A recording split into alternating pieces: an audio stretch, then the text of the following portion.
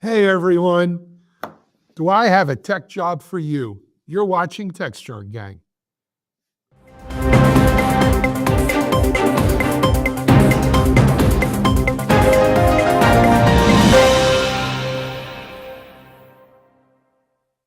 Hi everyone, happy Tuesday. It's a new dawn in America, I guess, maybe. It's snowing in most of the country though, at least the 3 out of 4 locations we have here on our show today. So we hope you're well and enjoying this fine Tuesday. Um, Alan Schimmel, of course, here for Techstrong Gang. We've got some good stuff to talk about, and we've got some good people to talk about it with. Let me introduce you to our gang for today. First of all, joining us from snowy, that's right, snowy Austin, Texas, Guy Courier, Futurum analyst, Visible Impact CTO, co-founder. Hey, Guy, how are you? Warm over there? Well, I'm wearing a sweater, which I don't do too often here. It's not snowing at the moment, but we got over an inch last night, which is not quite snowpocalypse of a couple of years ago, but could be enough to send Ted Cruz back to Mexico. Who knows? It's quite unusual for Austin. We could hope. We could hope. Um, all right. Well, stay warm and dry and safe, and we're glad to have you on. Speaking of snow, where it's minus something and still snowing, our man in the Rocky Mountains, Mitch Ashley. Hey, Mitch.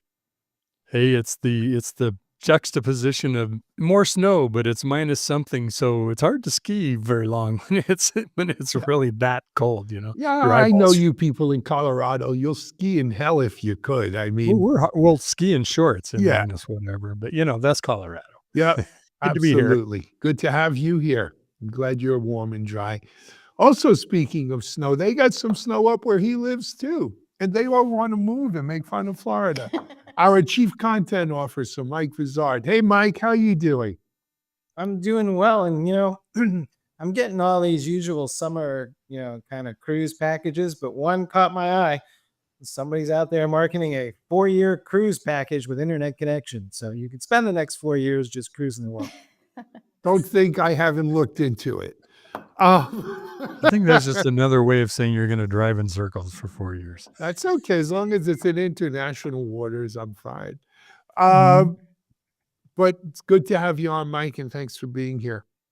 And then the only sane one in the bunch joining us here in our Boca Raton studio. She is the Echo Insights analyst and editor, our very own Bonnie Schneider. Hey, Bonnie, how are you? Doing well, Alan. Not in snow and not Yeah, cold. happy to be in Florida. Yeah, look, there's a trade-off in Yeah, that's everything, but we're here. And you're here watching us. So let's jump right into today's Techstrong Gang. Mike, a sense of all kidding aside about the inauguration yesterday, new administration. I feel a sense of optimism building in the tech industry. I don't know if it's a result of all those $1 million checks they've written to the Trump inauguration committee, or it's the good economic news that kind of followed Joe Biden out of office in terms of unemployment and interest rates and inflation and what have you. But it's not just me. People I'm talking to, people I'm reading seem to be saying, hey, maybe the pendulum is swinging. We're going to return. I'm not going to say boomtown, but to a more normal footing. Yeah, there's some early data, and I do stress early, but the folks at CompTIA have put out a report saying that based on their analysis of the Department of Labor statistics, that unemployment rate among tech folks is down about 2%, which is half the national average, and it's the lowest it's been all year in 2024 anyway. We're all kind of on pins and needles about 2025 simply because we're not entirely sure if we're about to have a trade war and what the impact that might be. But, to your point about optimism, I mean, what are you hearing from folks? There's a lot of folks who we all know who are still out of work, but one of my theories is a lot of people are moving from big tech companies maybe to, average companies that couldn't hire good IT folks in the past, and now that transition's occurring. Could be. Well, I'll tell you, let me give you a couple of data points, and some of them are kind of random. But when I put them together, it's why I feel the way I do. First of all, my friend Jody Bonsai. I don't know if you guys know Jody. Jody, of course, is was the founder of App Dynamics. He's also the founder of Harness, Traceable AI. He has his own incubator. This is what happens when you have a couple of billion-dollar companies. But, Jody wrote something interesting on LinkedIn the other day where he says he senses in his conversations with VCs and startups and founders that the pendulum is swinging, that, traditionally startups are very top-line focused. Right? And I've spent 25 plus years in the startup world, and I can verify that. It's all about the top line, growing your revenue as fast as you can, establishing your place in the market. And what we saw over the last 2 to 3 years, certainly with the interest rate, Jack, is people didn't care about the top line anymore. They wanted to know if you were going to be profitable, and if not, when would you be profitable? Tech companies started being sold for multiples of EBITDA, not revenue. Unheard of in the tech world. And Jody says that we're now starting to see companies not disregard profitability, but focused more on top line. And what does that mean? That means growing your business. That means marketing. That means product marketing. That means, Guy, take it easy. Don't get too excited.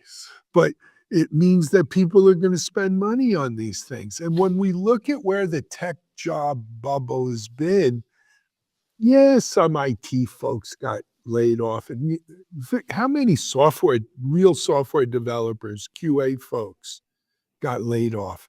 When you look, I think at most of the layoffs in the tech world, they were in what I call the softer areas, right? Tech vendors laying off marketing and product marketing and developer DevRel people and biz dev, but not your hardcore tech. You don't see many data scientists on the breadline or on the unemployment line or stuff like that. And so with a return to going after revenue, with a return of investment by VCs saying, hey, I need you to grow, here's money, I think you'll see the excess folks in that area, in those areas who have had a hard time finding jobs, getting jobs. And I think, I'm not saying happy days are here again, but what I'm saying, I think you're going to see a distinct uptick in the tech hiring world as more AI projects come in. We're going to be building data centers. Yes, there'll probably be some sort of trade war tariff situation with China, but let's face it, how much tech do we really sell in China? Not even Apple is that exposed anymore. I think most of our tech companies have cut their exposure there. NVIDIA, yes, but the Chinese are going to buy what they want to buy, either directly or indirectly. So that money's going to flow. I think we're going to see a big investment here. I think Europe, I think UK, right? I saw a recent report, actually Daniel Newman put it up on LinkedIn about data center distribution around the world. Look, I think there's 11,000 data centers in the world, according to this chart. We have about 5,200 of them, with more on the way. The UK is like right behind. Well, not right behind, but it's right up there with the leaders. So that's the good news. It's not Sunday morning. I'm not knocking on your front door, but I do have some good news to tell you, and that's kind of where I think about it. I think, Alan, in 2024, we saw some of the big layoffs, right? But Facebook and people like that. But other companies did, quote unquote, tech layoffs, citing both over hiring because of COVID times, but also because of the promise of AI that's going to replace people's jobs. So we're kind of pulling back on the number of people.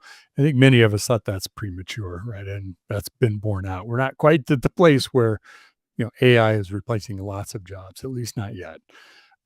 when to your point about who's getting hired, it's interesting. There's two trends. One is very much around, of course, AI, ML, generative AI skills, and data science, as you mentioned. Of course, cloud skills. Cybersecurity is still up there. I'm just looking at data from some different hiring companies, but also there's a real focus on Python because of its integration so well into AI, ML, PyTorch, and everything else that it does very well. But also a big push for automation in the development SDLC, right? Trying to continue the DevOps, continue the improvements that we're making. On the other end of the pendulum swing is at the same time, instead of looking for that purple unicorn with gray spots, we're looking for people who are flexible in their skills because we're in a time of transition, right? There's a lot of things happening all at once. Doing more cloud development environments. We're working on AI, starting to do AI agents. We're trying to figure out what AI projects to work on and still keep the engines running in the steam room. So there's a lot of emphasis around, I need some people who can be flexible and adaptable as things change. So, my advice to folks in the job market or working is, pick one of these areas that are in high demand, but also, one of the best things my toughest college professor in computer science told me was the one thing that you need to always have is your ability to learn and a thirst for learning. And if you do that, you'll stay up with tech and you'll always have work because you'll be in the center of what's happening. And I think that was pretty sage advice. At least it's helped me. This is interesting. What you are describing, both of you, I think, is a transfer of labor out of marketing and into engineering, roughly. And that is an idea of, one could cynically say, I would cynically say that 4 or 5 years ago, there were a lot of competing similar, listen, I made a lot of money doing this, going to everybody and saying, like, your solutions seem so similar. They sound so similar. You're describing them so kiddie soccer, everybody jumping on particular areas, whether it was security or digital transformation, eventually AI. And so what would you naturally do? You would invest in marketing in order to find ways to distinguish what is actually they're all different products. They just sound similar. I actually have a different theory to propose, though.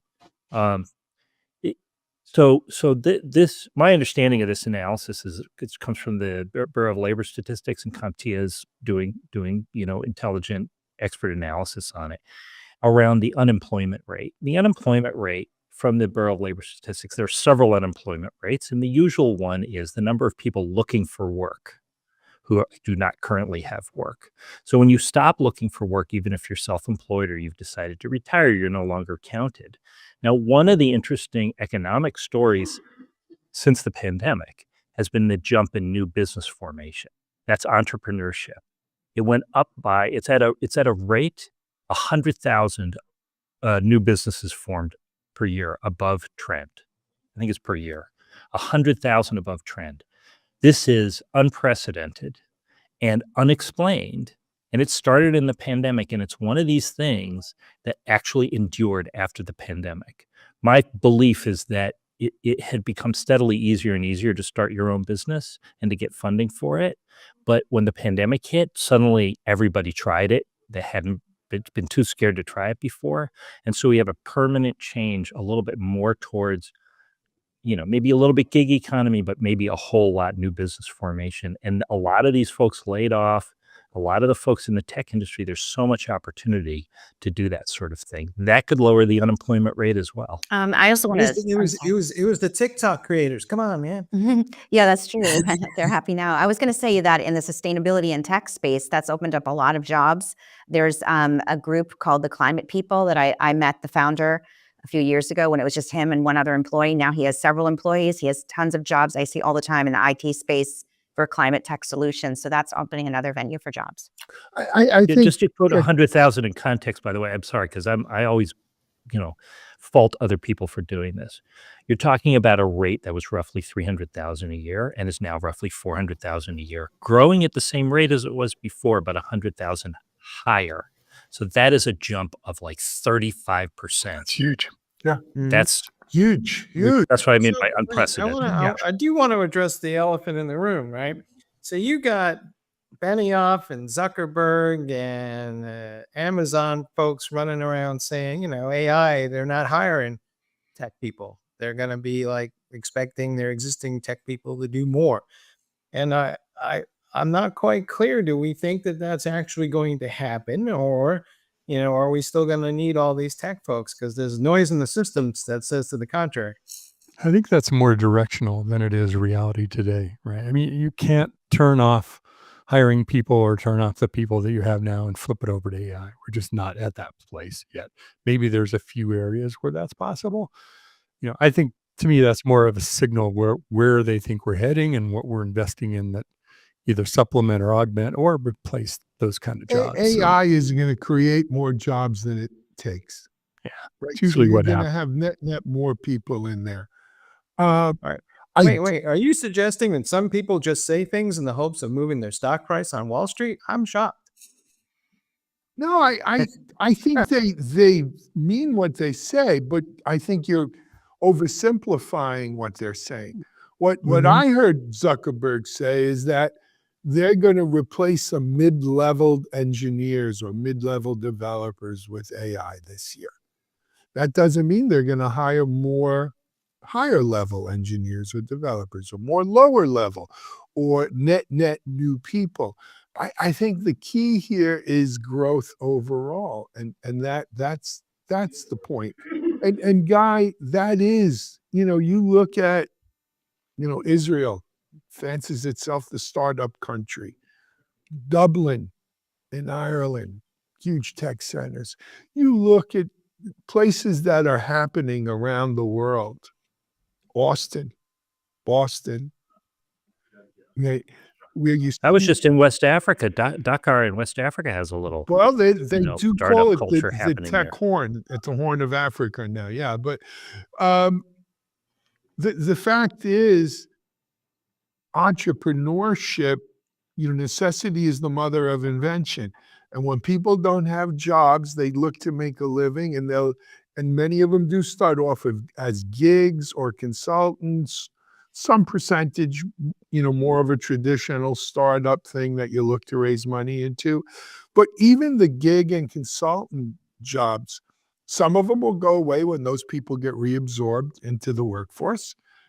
Some of them will remain consultants, lifestyle businesses. Some of them will create new jobs. Don't forget that the real engine for jobs in this country is not Google and Facebook and these large enterprises. The real engine for jobs in this country are mid-level companies, small and medium companies who are out hiring 2 and 3 people here and 4 people there. But there's 400,000 of them a year. And that's where jobs come from in this world. It's not the stork. Agree. We've lived that. I mean, you and I have lived that. Certainly. Absolutely, Mitch. No doubt. I would just point out one That's thing. so I. You, sorry. I would just point out one thing, and I hope everybody's predictions come to be true. But in my experience, everybody starts out the new year with a significant amount of optimism. So let's cross your fingers and toes and hope it all plays out. No, those are all people who also are going to lose weight, work out every day. I'll be the micromagine for a moment. We always say we aren't going to need X people anymore because Y is going to replace them. Cloud. Listen, don't please. Name it. It rarely ever happens, and those jobs just evolve. And we need more of those people. And nobody needs to worry because our next segment will bring all the doom and gloom Mike wants. Yeah. All righty. Hey, we're going to take a break here on Techstrong Gang, and as Guy says, we're coming back. I hope it's not doom and gloom, but you're watching Techstrong Gang. SecurityBoulevard.com is the leading resource for news, analysis, and education on challenges facing the cybersecurity industry. SecurityBoulevard.com covers all aspects of cybersecurity, including data security, DevSecOps, cloud security, application security, network security, security threats, and more.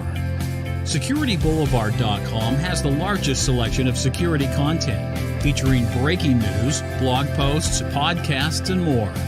Visit www.securityboulevard.com to learn more. SecurityBoulevard.com, home of Security Bloggers Network. All right, folks, we're back with our second block, and we're talking about whether or not there is this data center time bomb that's going to explode in the back half of this decade because of AI and all of its demands for energy. There's a report out from JLL detailing the fact that it's not so much the number of data centers as much as it is just the simple movement of power to a new data center and the construction of transmission lines. The report seems to be indicating that we might see a 15 to 20% increase in capacity in data centers, but that wouldn't be nearly enough to meet the demands for AI at the end of the decade. Guy, I know you've been following this space. What's your take? Here we go, everyone.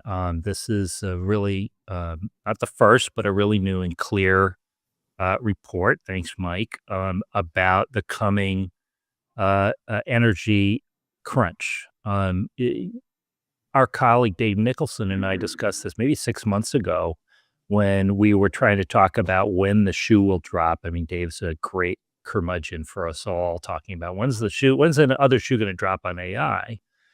And one of the likely sources of that is lack of capacity. And most people think, oh, that's a lack of capacity in compute. You need more GPUs, or you need, new ways to use CPUs or, other chips. That's a physical capacity, a compute capacity. But you got to power them. And man, like we have 1,000-watt GPUs now, starting to come online very shortly. Put 4 of those or 8 of those on a sled. Now you're looking at a 20 kilowatt rack. And you need 20 of those in order to either do inference and scale or more likely training. There's a huge space race right now going on. This is not news to anybody around training AI models. There's also tuning of AI models. And it's not just the big 4 or 5, depending on how you count them, doing those foundational model trainings. Where are you going to put all of this compute? How is it going to compete with Bitcoin? Or I should say crypto, which is another big compute and power sucking workload that looks like it's only going to expand, at least in 2025. A lot of the solutions have been to place these new data centers next to natural power sources like water. They're sustainable. Bonnie, I think that should warm your heart, a lot of them. But they take time to go online. Listen, the science of data center construction is deep. It's been going on for a while. You don't just need power, of course. You need space. You need connectivity. You need to be able to cool. You need to be able to cool within the data center. You don't necessarily have tons of space all over the place. You need proximity sometimes to switches or to the network. All of this comes to a head such that you have, of course, I mean, we've heard stories about, or we know about Amazon and Google and others making deals with local power utilities to get preferential power delivery. I don't know how that's going to play out politically. Ultimately, listen, we just had a mini snowpocalypse here in Austin. Everybody's still smarting from the power outages 2 years ago, and talking about the Texas power grid, which is its own power grid, unusually for the United States. So all of these things, this is just the beginning, in my opinion. These things are going to mount as the racks become more dense, more power hungry. At this point, for an AI workload, 20 kilowatt racks are not really that big of a deal. There's additional power needed to keep them cool and keep them operating. And all of these, like I said, they are beginning, I think, to come to a head. And that is what ultimately is going to create confusion and worry and maybe a little bit of backsliding in AI. That's what's going to start it.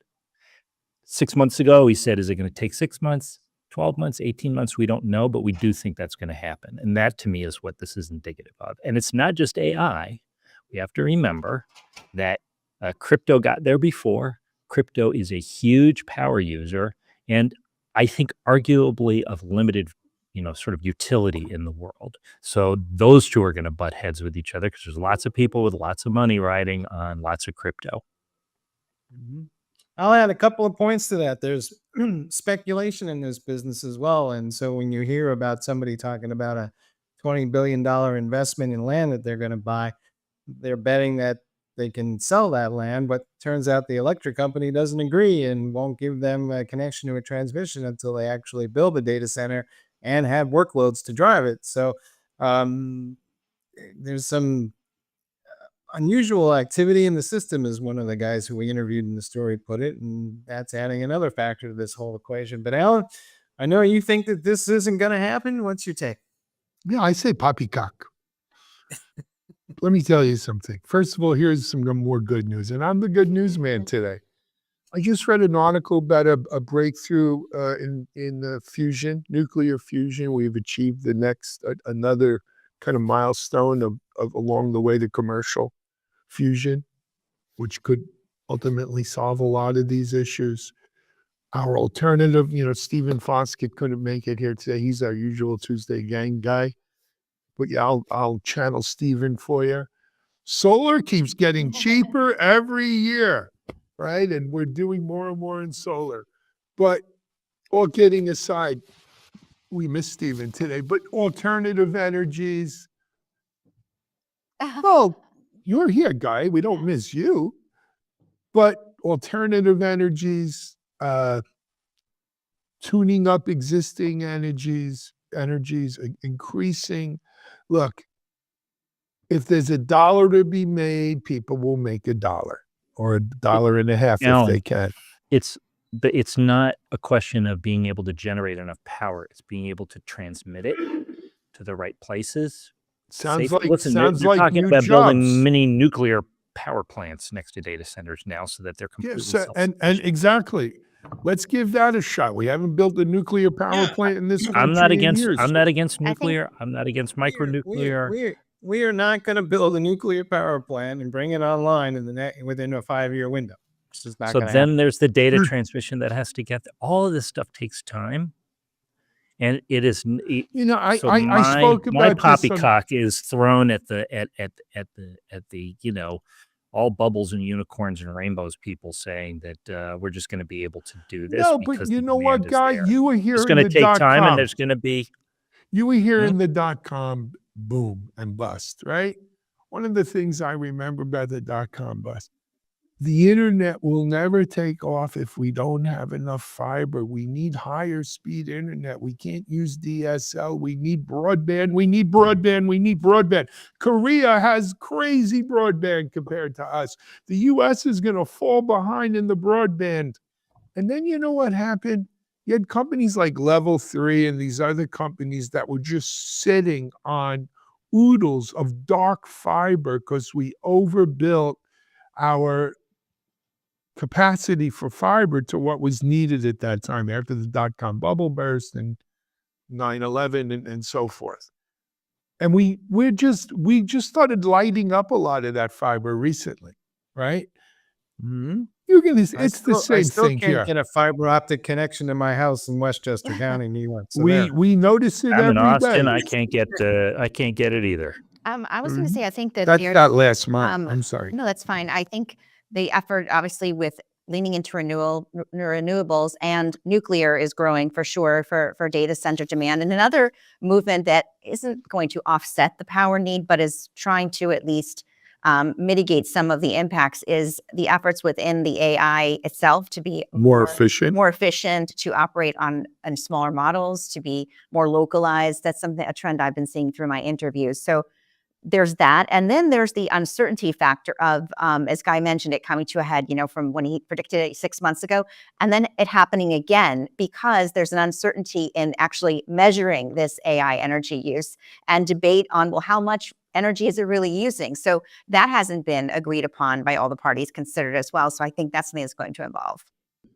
Yeah, Necessity. and to be clear, I think, and to be a peacemaker, I think we're both right, Alan. We're just talking about different time windows. I'm talking about that when the bubble bursts, so to speak, and then reality starts to set in, so to speak. And then I think I'm overstating that. And I think that's coming. I think there is a backlash coming. But I think you're absolutely right. I mean, listen, people didn't stop using the internet because the bubble burst. They just stopped using some dumb internet.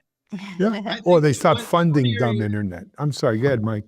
More to The the point, one- yes. The one area the report did not address, which I think may be more feasible, is if we can move more of this AI workload off of those GPUs onto things that are more energy efficient, that will buy us a lot of time.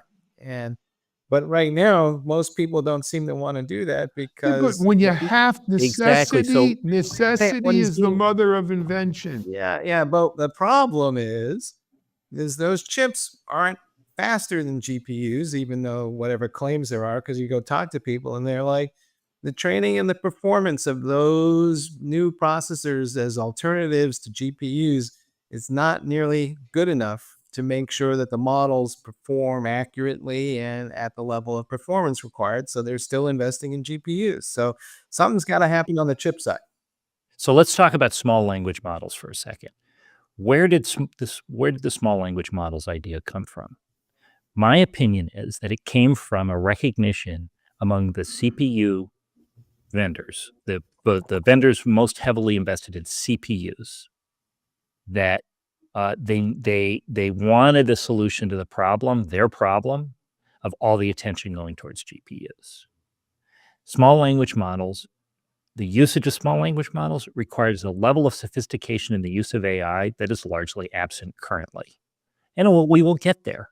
But one of the things that will help us get there is the pain and problem of of using models that don't seem to work right, even though they're large language models or other more sophisticated models, of not getting the capacity that you want and need to run the new service that you've been banking your business on that's based on AI, like that kind of backlash. That will be the mother of the invention of not just the technology of I'm just using small language models as an example, but knowing how to use it properly. We have been banging the drum on this particular show that AI does not replace people.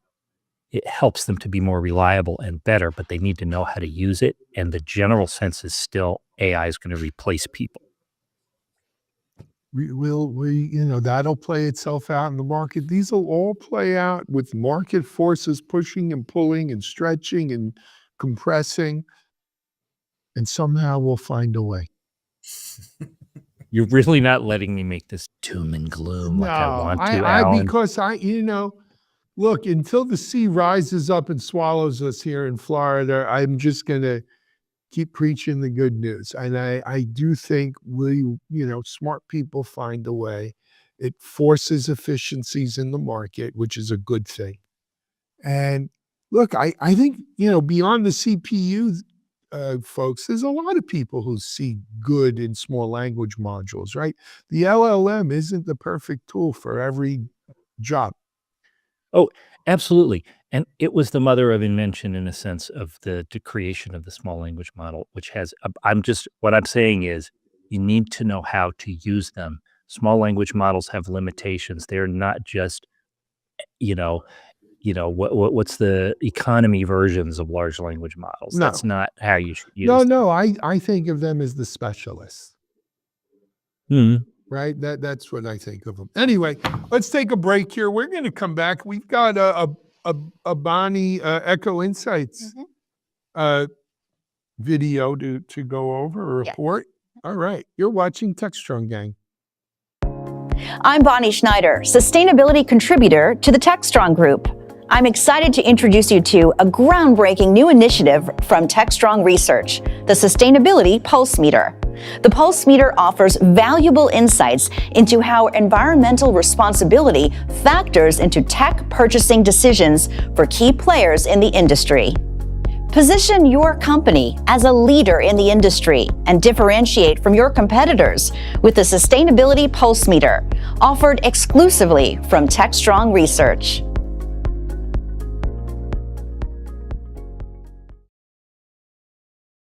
Welcome back to the Techstrong Gang. We talk a lot about cloud computing on Techstrong. And I thought it was interesting to kind of take a closer look at the impact of cloud computing when it comes to sustainability, because it started off as more of a cost-effective measure, but in the end, it's really helping to reduce carbon emissions. So let's take a look at some of the numbers and how this whole movement is evolving into something that is a big part of sustainability in tech.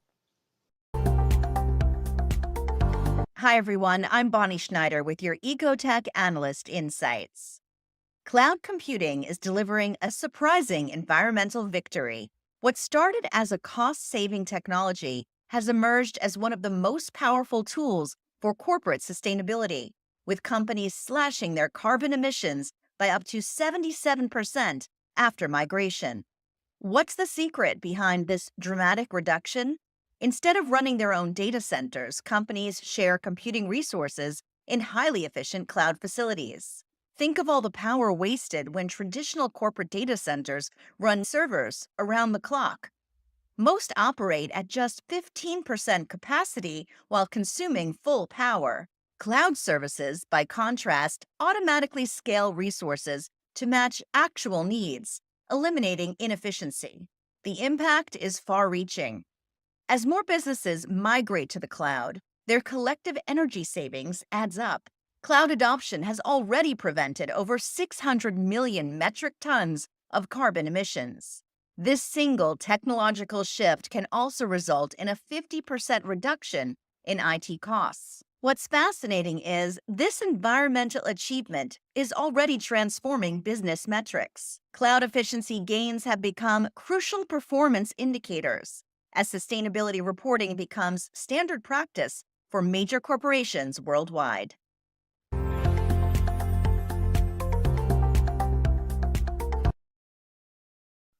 So one of the reasons that this is important, and it's really important specifically for 2025, because this is the first year that we're seeing so many regulations come from Europe for measuring carbon emissions. So cloud computing is going to be something that will be mentioned and talked about more as we're getting this reporting that'll be coming in globally for large tech companies. I think it's an interesting evolution for cloud computing.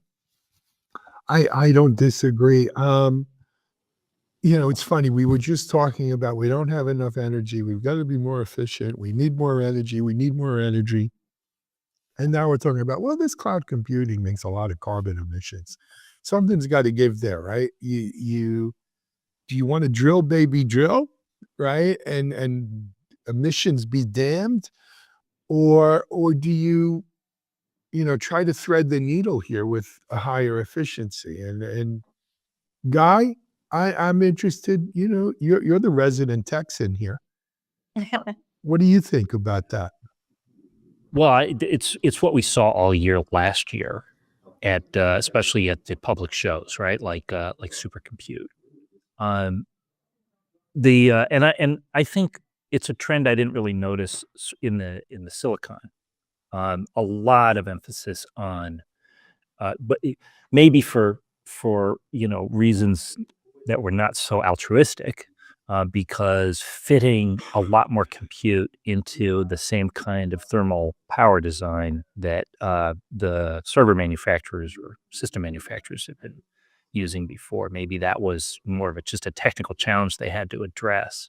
But I do think that there has been maybe a change in an understanding, a recognition that one of the things that cloud is driving is a whole different way to, build, host, deliver, and manage these workloads that people need to do stuff. That is also cost reducing. One of AMD's big stories at it was the show before Supercompute, Open Compute. One of their big stories was, you could take a data center, a current standard data center with 10 kilowatts per rack or 8 kilowatts per rack, and reduce the number of servers by a factor of something like 8, and get more compute, or get the same compute rather, with much denser configurations and using less power. And I think that relies on the it's not just density in terms of physical density, it's density in terms of how much processing, how many workloads, how many threads, how much you can do on a single chip, on a single server, on a single rack. And so I do think that that's some, it's just, Bonnie, I'm really, enthusiastic about your work here, because it's sort of an unintended consequence. And I guess I'm starting to get your sunny disposition, Alan. Mhm. It's, It'll it, all be it, good it, in the end, Guy. Don't yeah. worry. Yeah. it seemed so much like marketing for so long. The sustainability discussions seemed so much like marketing. Not that they were untrue exactly, but they were just self-serving in that way. And I think between the serious drive in Europe and the beginnings of a similar movement in Asia, I think that it actually is more of a phenomenon and more the basis of business decisions than it used to be. And every compute now is cloud compute for the most part in one form or another. So yeah, I like it. I'm curious as to the degree to which this will be achieved, right? Because not all cloud computing is the same. I have cloud computing where I have shared infrastructure and it's a public cloud, and naturally, I'm going to see a lot less energy consumption and better sustainability rates. It seems, though, when I look at a lot of the numbers, most of the growth in the cloud is around these virtual private clouds, which are kind of more dedicated services. So while I have no doubt they're more energy efficient than an on-premise environment, it's not like everything in the cloud is the same, and not everything has the same level of sustainability rates as a result. Well, we talked about this yesterday, Mike. We talked about how there's increasing diversity, and that maybe in a lot of ways these still are like, it's almost like we're maturing as a user base and we're understanding better that you can place things in a lot of different places, and there's a little bit of mobility and like so. But my point ultimately being that the overall technology supporting, whether it's a small provider in the UK, for example, or a big hyperscaler, I think the trend generally is still in that positive direction, both because the demand of the customers and just, because it solves a business problem for the provider. Yeah. I mean, So it's pervasive. even taking the do good green aspect out of it, if you can be more efficient, and really that's what this cutting carbon emissions comes down to, right, is a higher level of efficiency. If you can be more efficient, it helps on all kinds of fronts. It helps on the AI power crisis. It helps on your bottom line. It does help the environment and that aspect of it. I mean, there's millions of reasons, billions of reasons why we want to be more efficient in our use of energy, which leads to a reduction in carbon emissions. And I think that'll continue, right? And I think, if anything, the rewards will just be higher. I agree. Higher. All right. Hey, I think that's going to call a wrap on today's Techstrong Gang. Guy, stay safe, stay warm down there. People aren't used to driving in the snow in Austin, Texas, so be careful. Mike? They called, I just want to say, in my area, they called a school day on Sunday for Tuesday Just because it might because snow. the It might forecast was snow. an Oh inch my of God. snow. Yeah, well, look, a little And different they were than when completely you- correct, because Little the different. infrastructure here does not. Yeah, different in New York or Boston or Colorado. But hey, when it gets cold here, people freak out. It gets down into the 40s. They're breaking out. There's a run on milk at the grocery store. We will be back tomorrow. We have a full day of Techstrong TV following this, so stay tuned. But until then, this is Alan Schimmel for Techstrong Gang. We're out.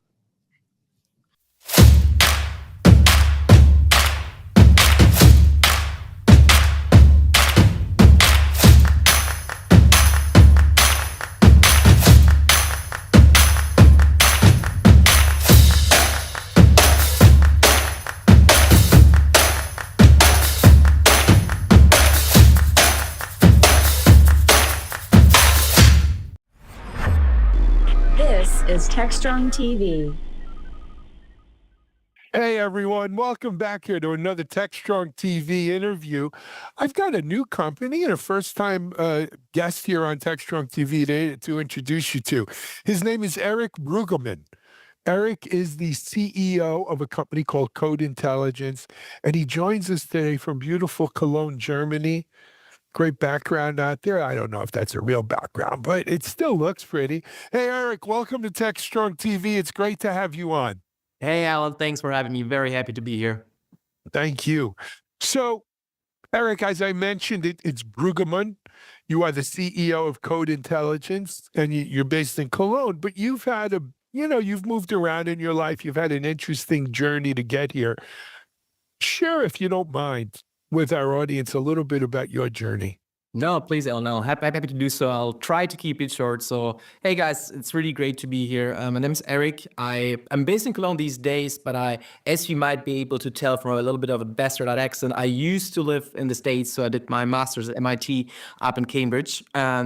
And then actually started working in a non-tech field. So I'm not a techie, let's say, by background, but I used to work as a consultant for BCG for 8 years in total before I then started basically dipping my toes into the IT, into the tech world, starting in a construction tech company down in Munich called Think Project. A lot of, let's say, building information modeling, spatial AI being used. And then 2 years ago, roughly, I switched over to Code Intelligence, initially as a COO. And yes, since then, I've been basically working on helping the company scale, helping the tech basically be made accessible to a broader audience and just get the word out there, in all honesty, because we've always had a great tech. We've always had a lot of smart people developing the tech, being experts in their field. But we've initially struggled a little bit to, let's say, make that digestible for a broader audience and really get people to realize the value that that tech can provide in their daily lives. Excellent. So let me get it straight. So you're from Germany, grew up there, studied there, then came to Boston to MIT for your master's, then spent 8 years kind of in consulting. Was that here in the US or back in Germany? That was all over the place, to be honest. So I worked mostly in London and Johannesburg. So basically on that vertical axis, because what always fascinated me was to innovate industries or processes that need innovating. And most of the time I actually spent on international expansion for, let's say, resource-heavy companies, mining, industrial goods, something like that, and specifically on digitizing those processes, because as you can imagine in that industries, there are a few processes that need digitizing. Yeah. Talk about transformation, right? Exactly. So you were originally the COO of Code Intelligence. That is correct. So give us, like, what was the reason for Code Intelligence to come into being, if you will, right? Eric, over the years, I've interviewed hundreds, if not thousands of founders, of entrepreneurs. And no one does a startup lightly, right? No one says, yeah, maybe I'll do it. There's nothing else to do. You jump in with both feet, both hands, your head, your body, your guts, and everything else, right? It's a commitment, as they say. What was it about Code Intelligence that made you make that commitment? So I think initially it was the first lunch that I had with the prior CEO and co-founder Sergey, who basically was able to paint me a picture of the reason for basic Code Intelligence having coming into existence, but also the vision that it wants to achieve. And that is really having a premium security testing solution that is not just thorough and basically gets you to basically find anything that there might be in your code, but also do so in a way that's really accessible for people. Because, I mean, I've worked in strategy consulting for a long time, right? So basically what I always saw, what bugged me out to no extent, is to have a great strategy or idea in place, but then not be able to execute on it because there are resource constraints, budget constraints, you're not being able to translate it into reality, to not make it happen. And I think Code Intelligence for me was this basically beautiful example of a great idea being born of the University of Bonn, let's say professor with 3 of his PhD students. We're all still involved in Code Intelligence to this day, who just saw the potential of something from the academic world and wanted to basically bring it into the, let's say, business world to really make it accessible and make it used across the globe. And this is what fascinated me, because this is also how I, as a basically non-techie, saw a purpose of me being here. Because basically, they had all the technical expertise in the world and had a great product and a great idea, great vision. But what they didn't have, in my opinion, was someone who helped them translate it and make that digestible. And I think this is also where I see my role here, to say, I won't basically be able to tell them what the vision for software testing is, because this is basically where they already excel at. This is why we have customers such as Google, such as Volkswagen, such as Woven out there, who work with us on these topics. But what we've seen is that scaling that solution, making that accessible to not just experts, but really at scale to get to the value that it can create, this is something we need to get better at. And this is something where I felt I could help Code Intelligence and our customers in doing so. Got it. Excellent. So, it's funny, right? 2001, I started a security company out in Boulder, Colorado called Still Secure. In 2003 or 4, we launched a product called VAM, Vulnerability Assessment and Management. And this is when I first really got involved in the whole vulnerability space. And the world was very different then, Eric, right? Almost no one did a vulnerability scan on code pre-release. Almost all of vulnerability scanning was scanning your existing infrastructure and code and fixing it. I was going to say in real time, but no one fixed it in real time. Fixing it over time, while it was out there. It was like changing the engine while the car was driving around the track. Not a great way of doing things. Not exactly. And then the whole sort of AppSec shift left. The idea of fixing vulnerabilities in code pre-release. It started with, pen testing was before, but but using those pen testing tools pre-release, AppSec testing. My friend Jeremiah Grossman at White Hat Security early on, AppSec as a service basically, and that's become today. This always makes me laugh. Today, 75 or 80% of code is scanned before it's released or deployed. Makes you say, what about the other 20%? What are they, crazy? I mean, how do they release it without scanning it? But nevertheless, most code is scanned. Why is Code Intelligence better, different than other, pre-release vulnerability tests out there? So for me, I would always try to divide the, let's say, current approach that exists to two categories, right? I mean, you have those fully automated, let's say, SaaS solutions, static analysis approaches that do go through your code line by line, but at the end of the day, they don't test your code in execution, right? So it will never be able to, let's say, get all to the high complexity vulnerabilities that then only might become present when actually the code has been deployed and when things are too late at the end of the day, right?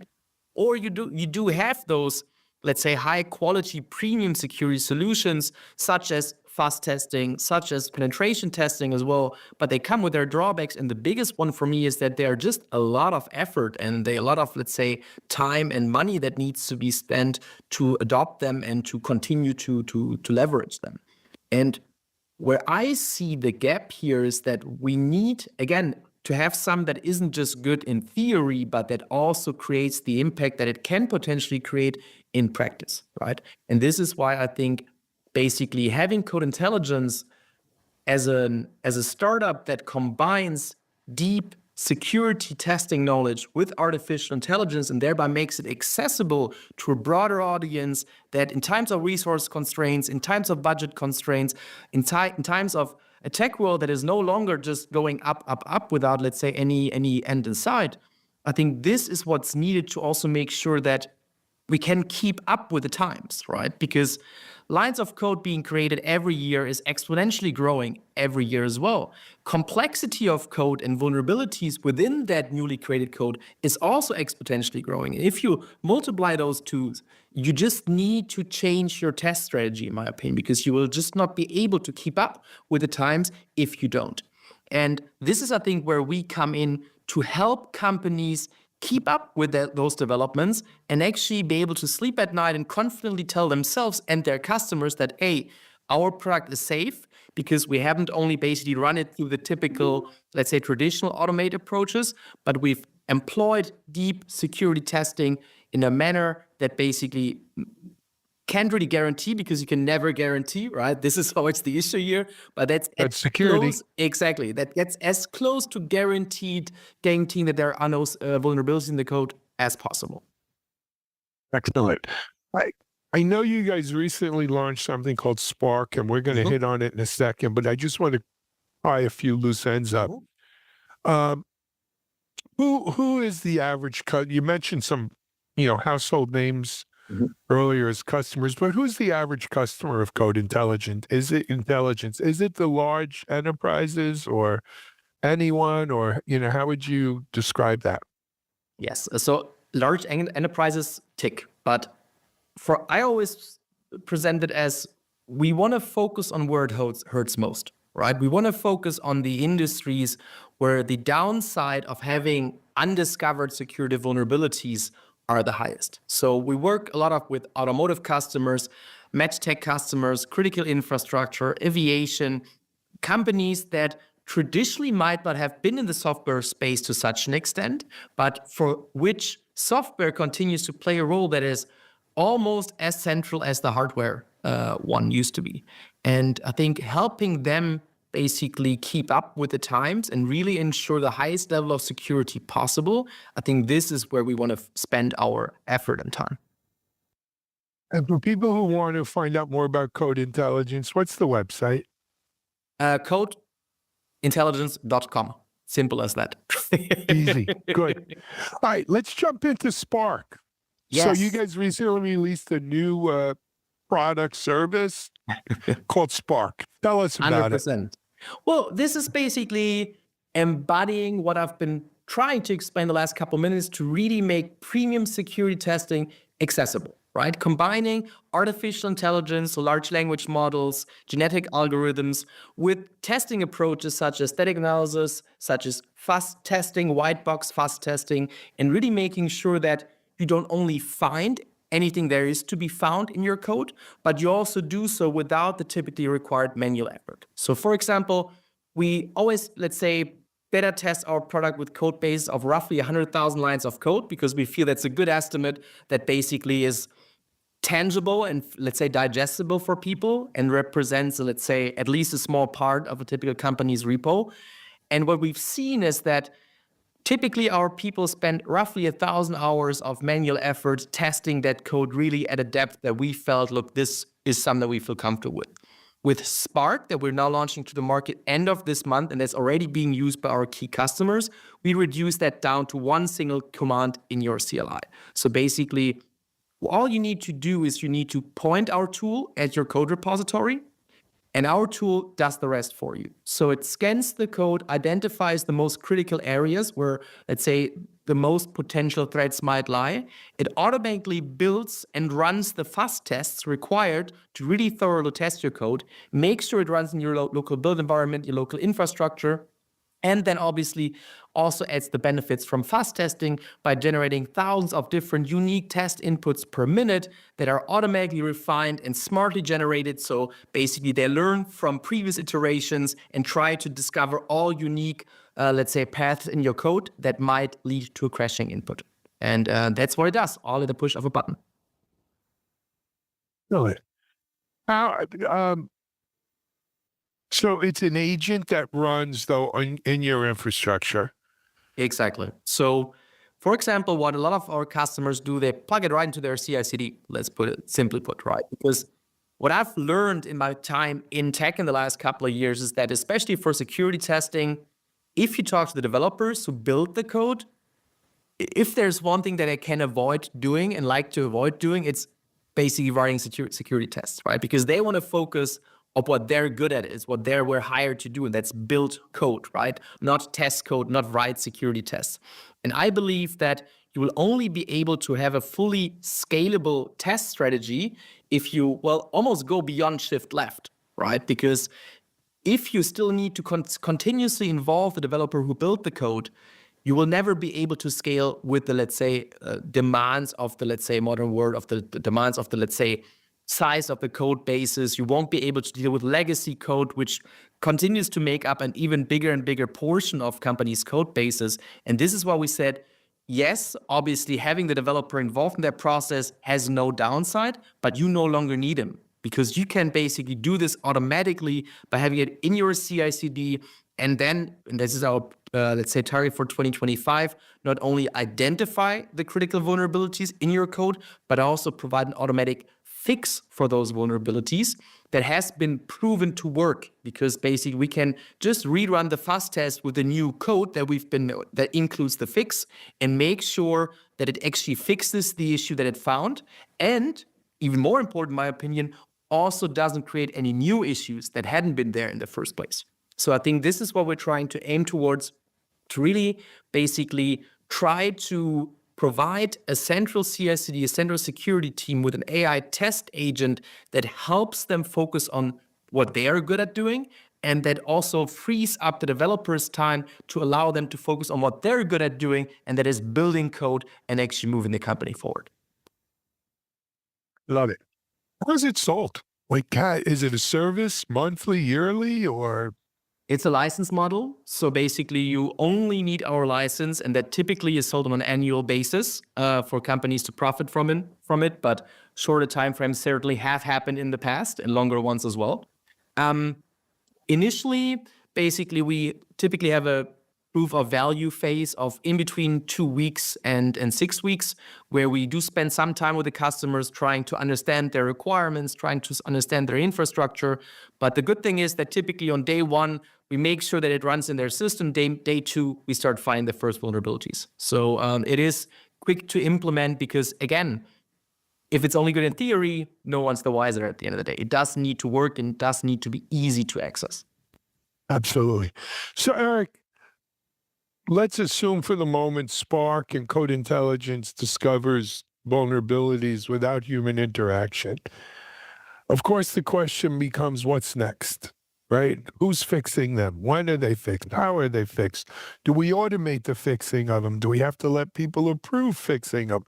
The whole remediation piece of it. How does Code Intelligence interact with that? Yeah. So I do believe that remediation needs to be part of this, let's say, test strategy, because only a fixed bug is a good bug. Let's put it simply, right? That bug is the fixed bug.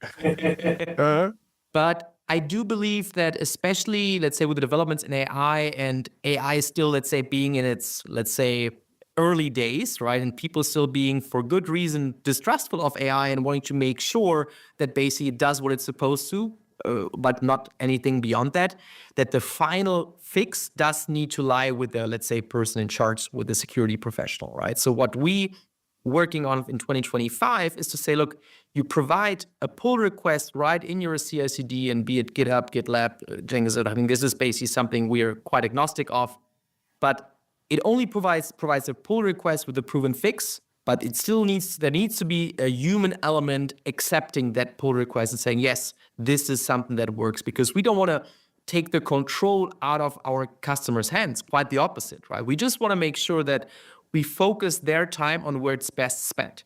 And that is basically reviewing the pull request, making sure that everything has been considered. If it's a complex vulnerability to be fixed, maybe actually checking with the developer who built the code to triple check that nothing can go wrong, but not get into an automation mode where basically things are happening that go beyond the control of the individual user, of the individual company employing Code Intelligence and employing those, let's say, automatically generated, let's say, security tests and remediation fixes.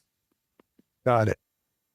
All right, Eric, we're about out of time. I just want to remind people, codeintelligence.com Yes. is the website. Spark is the new AI test agent service. Eric, thanks for joining us. I Appreciate you jumping in from Cologne. Best of luck with Code Intelligence and keep us posted. Thank you so much, Ellen. It was great being here. Happy to talk again. Pleasure. All the best All for next righty. time. Bye-bye. Yes, Eric Brueggemann, CEO, Code Intelligence, and Spark, their AI test agent, autonomously uncovering vulnerabilities here on Techstrong TV. We're going to take a break. We'll be back in a moment.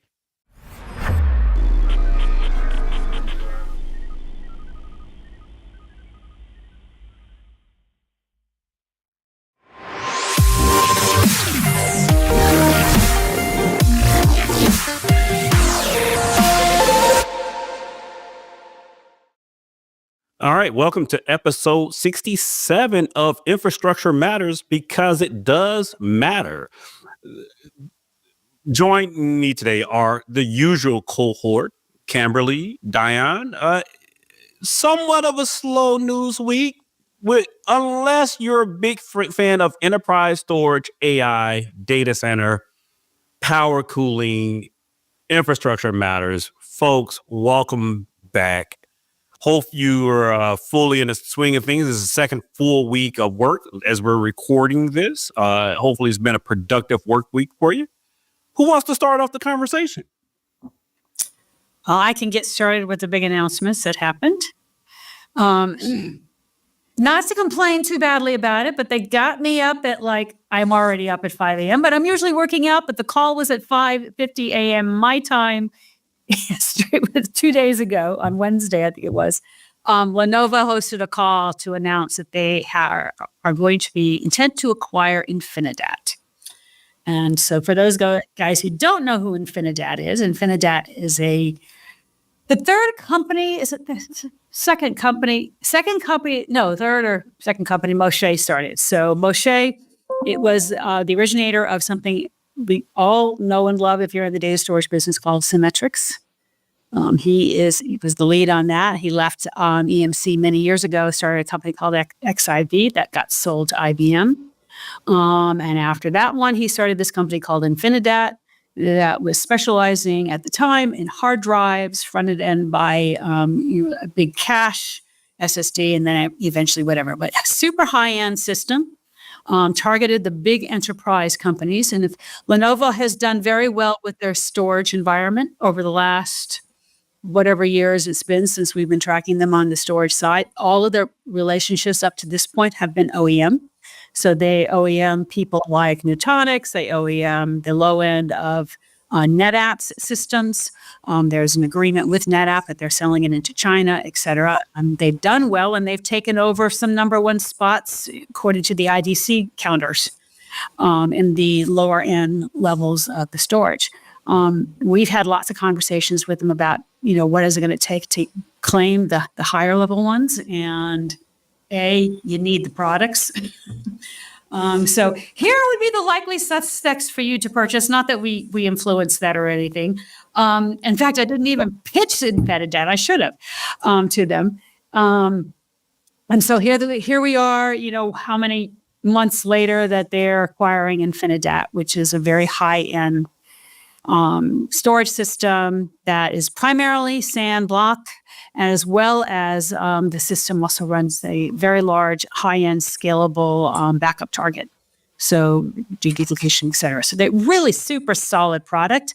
But as you can imagine, competing against the crown jewels and the most profitable of the data storage infrastructure is very difficult to do. They are a profitable company. They're not, not some fly-by-night kind of company. Phil Bollinger, who has been in the industry forever, took over the CEO reins 5 years ago and got them to that profitable cash flow positive space. So very, very cool to see some of the movements. One of the first movements are coming in for 2025. Expect to see a whole lot more. Yeah, so Camberly, this is very interesting. We continue to see consolidation in all these spaces, but I don't track storage that closely. I'm wondering what you think about, the CIOs I work with. They really don't like to see this consolidation across the infrastructure sector because it reduces their choice to being beholden to one big vendor, which they have absolutely no leverage over. Are we worried about consolidation or concentration of vendors in that space? No, because Lenovo hasn't really been in that space except for the low end. And what I call the space that they've been playing in is the entry level market, what I call the server led storage sale, where R goes in, pushes that, you attach, you want fries with that, here it goes.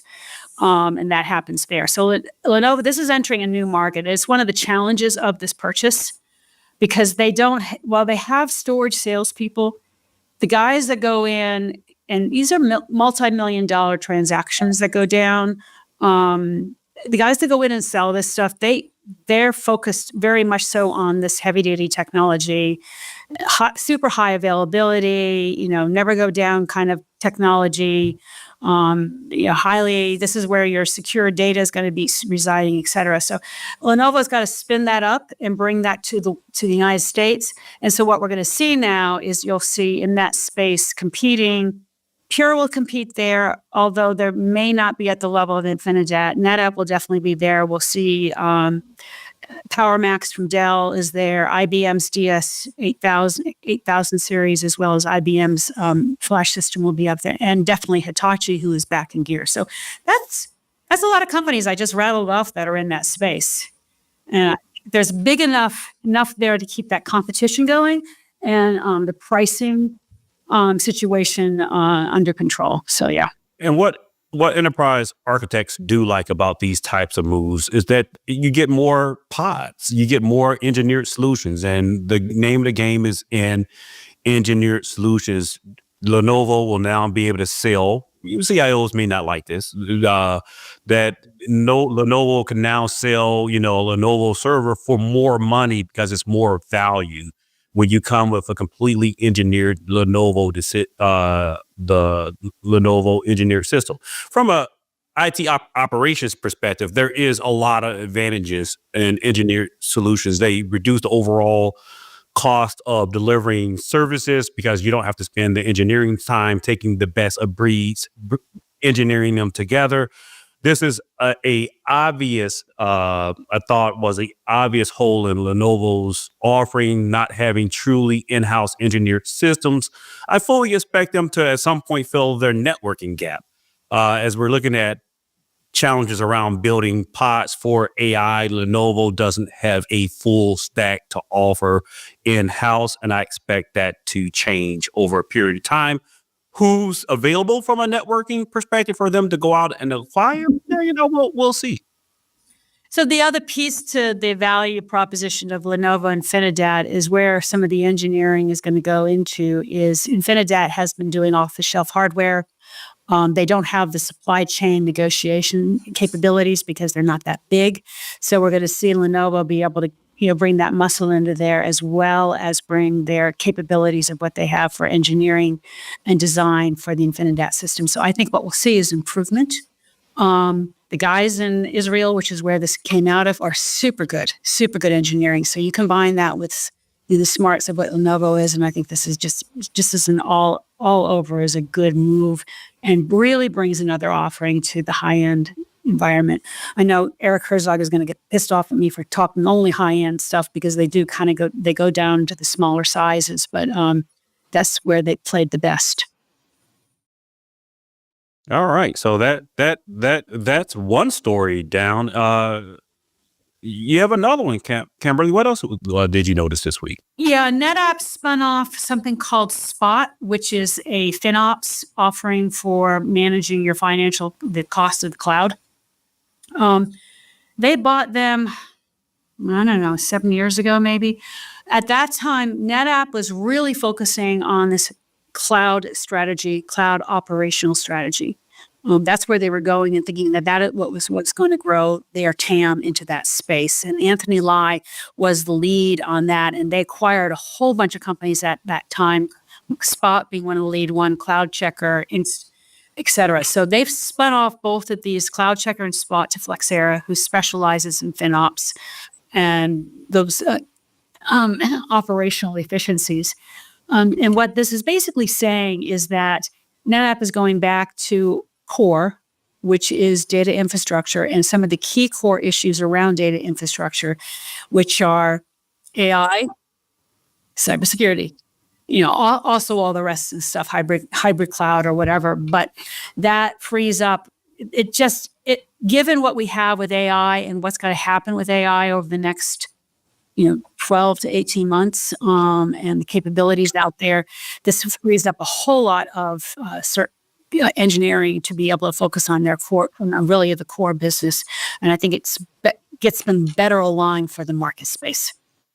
Yeah, I follow the Spot Cloud Checker, that part of the BU, or that part of the business for NetApp for quite some years, because that's my space. And NetApp was never really able to tell a cohesive story around how they can do workload management.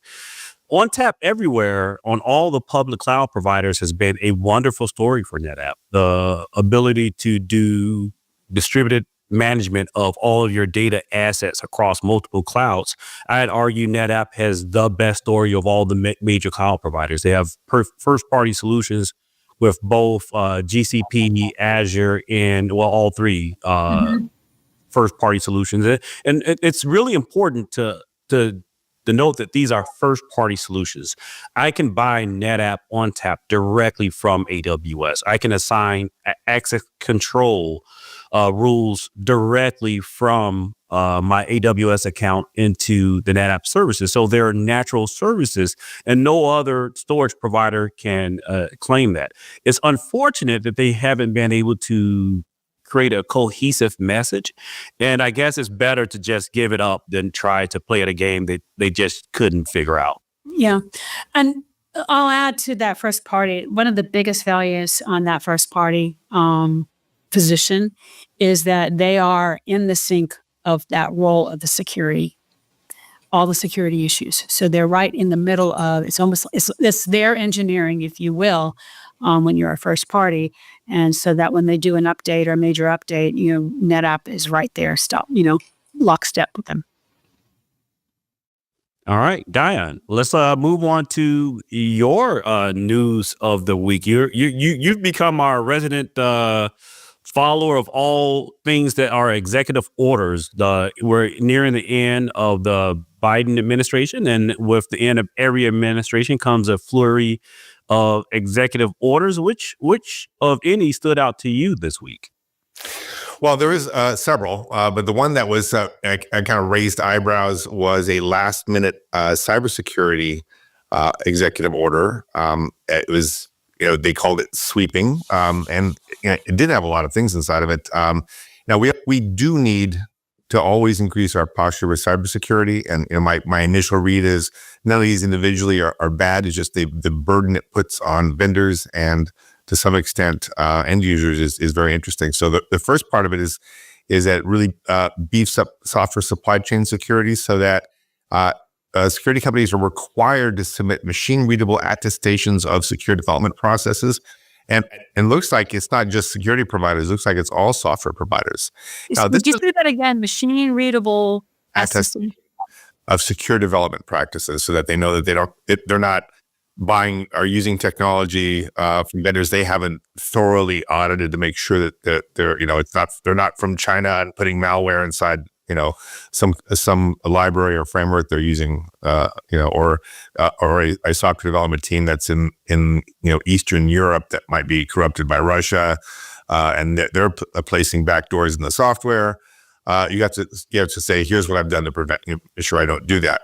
And the machine readable part is interesting, but more and more software is now enterprise software is bought through cloud marketplaces. I did a bunch of videos recently with the heads of AWS Marketplace. They did $40 billion in sales last year. They're going to do over $50 billion this year. Billion. I mean, that's a significant part of the software market. And what's nice is now you can go in and you can set your dials on what policy. You say, here's the level of compliance I want to have for software providers and their development practices to make sure they're secure. And then it can filter out all the vendors that don't meet that because it's machine readable attestation. So it's interesting. Yeah, and if you have in-house developers, this puts a burden upon you because you're providing software services. And this is not, I agree with you that I don't think these are necessarily bad things with what happened with solar winds a few years ago and having, the right hygiene around software bill of materials. This is super critical if you have open source practices. If you're taking down stream distributions and then adding value upon them, you need some level of assurity that the software, especially the open source software that you're using, is free of these types of malicious defects. And this codifies it to some extent, whether or not you are under, or whether or not this executive order falls under your burden or not, probably irrelevant. These are just good things you should look at and determine on whether or not, your software development practices are following, best practices. Yeah. Oh no. And if that was, it would be, I think really good. It's just that was just the very beginning of the executive order. It also covers things like mandates federal agencies to adopt phishing resistant authentication methods, to move to post quantum cryptography standards immediately so that they have the federal government uses quantum resistant cryptography across the board. Mandates AI and cyber defense. It has a whole lot to say about cybersecurity in space, which is getting critical given, there's launches now every 2.5 days on average, putting new satellites, data satellites in space. You have Kuiper coming online soon. The Chinese government's putting their own constellation up. The EU is putting their own constellation up. So there's a bunch of things that say, how do we make all that safe so that hackers don't take that over and control it? Open source software management, and then to really round out the whole thing, there's a new requirement for vendors, which I like personally. It establishes a cyber trust mark for our consumer Internet of Things devices, which is one of the worst vectors for security incidents. Since most of these are small vendors, they barely get their product together. They haven't done the full path for security. And I remember I was talking to the CIO of Experian when it was a printer driver, an IoT printer driver that caused their whole data breach. So it's a real thing. Yeah, I used to advise customers, one, don't use IoT in your production network because you're asking for trouble. These are super small vendors. Their security practices, as you mentioned, are minimum at best. But, this whole idea of isolation and satellite networks, of not being able to reach your production network without at least some significant effort to get from the IoT networks into your production network. Micro-segmentation becomes so important is you put all those devices in their own little playpen they can't get out of, right? Then if you've ever had to battle the early stages of like code red on Xerox machines, you'll understand why this is important, that these devices have basically unfettered access to your client networks and potentially your data center network. So again, good hygiene stuff, but another burden upon vendors and businesses. I think my only piece of news is IBM and CoreWeave partnered together, and CoreWeave would be providing IBM with a supercomputer, which seems kind of weird, right? IBM going to another vendor for a supercomputer, specifically an AI supercomputer to train their Granite models on. You need NVIDIA chips. NVIDIA chips do not work with power processors. This is a simple math. IBM can either choose to go out to cloud providers and rent CPU. They can choose to do it slower on IBM mainframes and power-based servers, which is not an option, or they can partner with someone. I'm sure it's not going to be HPE, Dell, or Lenovo. They're friends at Lenovo. So they chose CoreWeave to build the first supercomputer with GB200s. But does CoreWeave is not a... They're a provider. They're a They're provider. providers, so they're using somebody underneath there, right? And who they're either they're building it from bits and pieces, custom, or they are using someone, but that's obfuscated, I think is the word, obscured. We're abstracting away. So maybe it is Dell or HPE under the hood, but IBM doesn't have to say. So I don't know how much of this is the waving of the hands versus, legit engineering work outside of selecting a vendor to basically be the vendor for NVIDIA. And I think this highlights one of the things in the industry that we don't always recognize. The customer chooses which vendor NVIDIA is going to sell chips to. Dell, Lenovo, HPE, for all their bluster, don't get to choose how many bits and pieces they get from NVIDIA. The large customers say, I want to buy chips from Dell, and that's how Dell is allocated chips. Little inside analyst talk there on how these decisions are made. So I'm sure IBM knows who's actually building the underlying infrastructure that CoreWeave will provide. Interesting. All right, so we are going to go with our second round of predictions. This is the beginning of the year. Diane, you had a massive blog post on your predictions. It was a little bit non-traditional. I enjoyed it. It wasn't like, watch these 3 technologies. You really looked at it from a strategic perspective. Recap for us your predictions for 2025.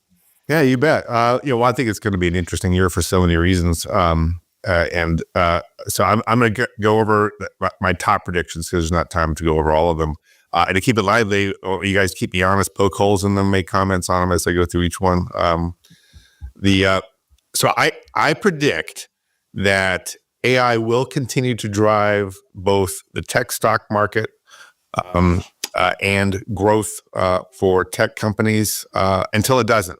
So at some point this year, there is likely to be an inflection point where people say, look, the $400 billion you guys are spending on AI isn't going to pay off. You're not going to get ROI in anytime soon. And we might see a bubble burst in the tech stock market.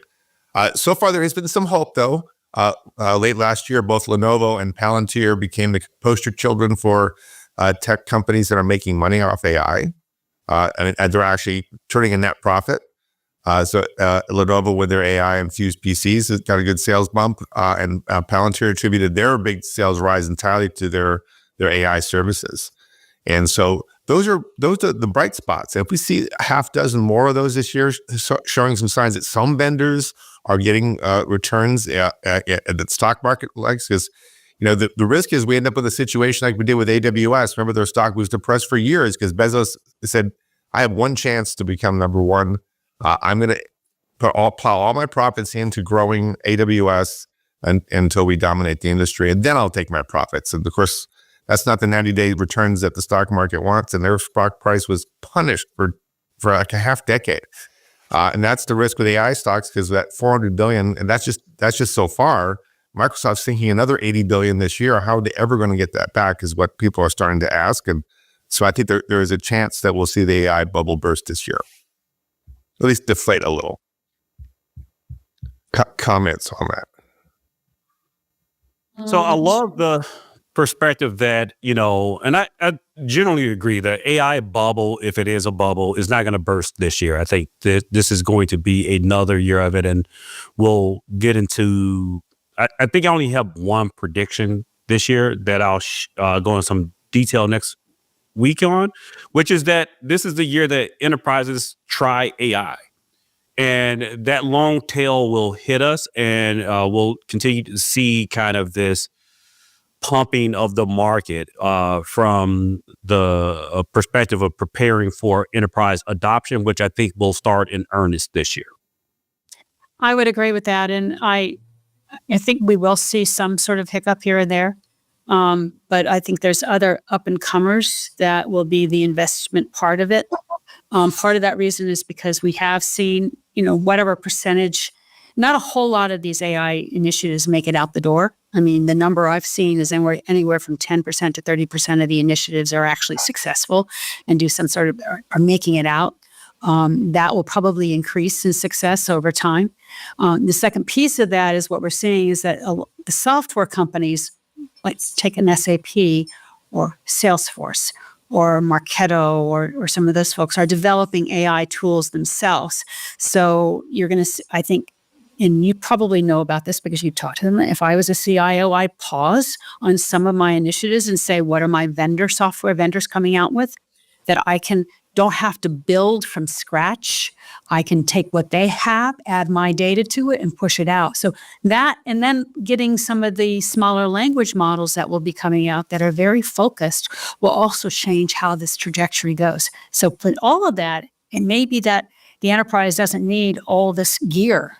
So that where some people are projecting that they would need, but it would be purchased by the big software. Yeah, maybe on the vendor side, on the hyperscalers as opposed to. We'll see that. I have a prediction about that. So I'm pulling only my top 3 predictions, and one of them actually covers that a little bit, which is interesting. So my next prediction is that we're going to see at the high end of the AI market, we're going to see this really bruising competition around achieving what's called AGI, or artificial general intelligence, or other people call super intelligence, so AI models that are smarter than humans. So is right now no AI model they have more access to knowledge, but they can't outperform humans at the very, very high end. Until very recently, we're starting to see some models cross that benchmark, but that's still not general intelligence, many people would argue. And so there's a big debate in the industry what that is, and there's now benchmarks being developed to measure AGI. So the Art Prize Institute launched a series of benchmarks to try and validate which models are closing in on the traits that they consider are artificial general intelligence. And this is important because you want to hook up with an AI vendor that has the biggest vision, that will create the most powerful AIs that you can then use for your business. And that's the proposition of OpenAI and Anthropic. And those are the 2 big vendors that are talking AGI in a big way. And they're saying that's their primary goal is to reach that. And they want to do that the same reason that Bezos way back in the day was sinking all that money into not Amazon. They want to be the best. They want to have the grandest vision with the most superior sweeping products that will attract the buyers. If AI is going to, transform my business, I better use the vendor with the biggest vision, the most powerful products. And that's what they're betting on. And of course, there's much people are concerned about. We're developing things that we don't yet know how to fully control. Of course, is the big risk. But you're going to see. Those 2 vendors, and there's a few others there, but I don't think they have a likelihood of having great industry impact. They're giving it their all. Altman says, they're sinking tens of billions of dollars into AGI every year, and they expect to have significant product announcements around this in the next year or 2. So I think we're going to see that the high end of the whole AI conversation increasingly talk about these smarter than human models, and ones that act very much like humans do in terms of how they think. So it's going to be fascinating to watch, and we hopefully will all benefit from it. Yeah, I've spent the past 2 weeks deep diving with actual end users and helping them through AI and leverage what's out here today. And I have to say, I'm a bit skeptical on this whole idea of AGI. From where the state of the art of the technology is today. I think I can fairly say with confidence it's not going to be here this year, but I love the idea of coming up with standards that we can all agree upon. I've been frustrated with the lack of definitions around technical capabilities that have been overtaken by marketing. I'm hopeful that the industry can get in front of AGI so that end users really understand the different levels and can quantify the different levels of AI that they're using. So maybe we should get the Department of Education involved with the standards, and so they can issue a standard test like we give to our preschool. Anyway, go on. Just ignore me. Well, no, that's exactly what's going to happen. We see the same thing happening with agents. We're actually seeing, hiring marketplaces pop up that list digital labor. Salesforce with Agentforce is doing that. We're going to see labor standards around digital bots here soon. It's going to be interesting to see. So, yeah, it's a brave new future, everyone. So to round out my last major prediction, we're seeing. I just completed it, and we even did an episode around my CIO insight for 2025. We surveyed some of the top CIOs in the world and asked them what they think is going to happen this year. And one of the signals that came out of that is 71% of CIOs says they are seriously want to reconsider where they're putting their cloud workloads. That's by far the highest number we've ever seen of CIOs saying they're really going to rethink where they're going to put their workloads. And that could be at another cloud provider, another type of cloud provider. That could mean going from public cloud, traditional, to serverless. But there's a strong undercurrent where a lot of them are saying we're going to put certain workloads that run best that way. We're going to put them back in our data center. So using a private cloud model. So the same cloud technology is just that if it's always on, for example, if workload's constantly running, or if it's, it uses a lot of capacity, like you're doing this training that's going to run for weeks or months, why would you pay that cloud markup? Because not only do you have to pay for them to run it, a provider to run your workload, but you have to pay for their cost of sales, their marketing, their R&D, and then their profit margin. For every minute you're running a workload, you got to pay that bill in addition to what it actually costs for that provider to run it. There used to be economies of scale would offset a lot of that, and the provider could still extract most of that extra cost inside the economies of scale. But that's not necessarily the case with the AI's kind of turned everything on its head. So we're not seeing broad-based repatriation, but we're seeing like this real saying we got to, now that our cloud bill is getting so big, we really have to think smart about where best to run each one of these workloads. And so far, it's only on a workload by workload basis. So we're not seeing people saying we're going to go back and reevaluate every workload we have. That's not what we're seeing, but we're seeing more willingness now to think outside the box, to think of cloud as a broader spectrum, that it's private, it's edge, it's hybrid, and it's public cloud, and it's these new models, things like serverless. We need to, as we're doing the FinOps and discovering how much this really costs, we have to get smarter. And that was, my prediction is CIOs will extensively rethink their IT supply chains with respect to cloud in 2025. I looked at your data, which was really, really good the other day. And the other flip side to that, though, was this piece that said, are you investing in your cloud? And the answer was yes. So it's not like it's going away at all. No, not at all. Reevaluating where's the best place and how's the best place to deploy what we're doing. So really, really great data. Yeah, I talked to a customer that's spending $100 million a year in AWS, not just on public cloud, but AWS. Wow.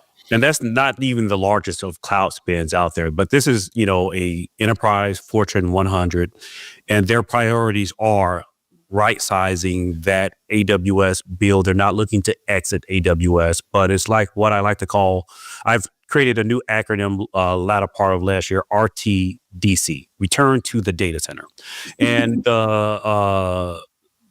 it is happening, but I absolutely agree with you, Diane. No one is saying they're going to abandon the value that cloud provides, but there is absolutely this movement that cloud first is over. From we must move all of our IT to the cloud, to thinking about where they're positioning the cloud. It also harkens back to our first story or our second story around NetApp in abandoning their spot and that ability. They're doubling down on understanding the relationship between data in the workload and positioning the most important asset, which is data. Folks, this has been a wonderful conversation. What seemed to be a really slow news week, I think it speaks to the two of your deep experience and my ability to put people to sleep with this soothing voice. This is why you need to have your spouse listen to the podcast. Doesn't matter whether or not they're in IT or not. A good friend told me that his wife likes to listen to my podcast because it puts her to sleep at night. So this is a great sleep aid for those of you not in IT. For the rest of you, please join us again next week, where I don't know, either I think I'm going to give my predictions or my prediction for next week. You're up. Yeah, so we'll stay tuned next week. Until then, have a great week.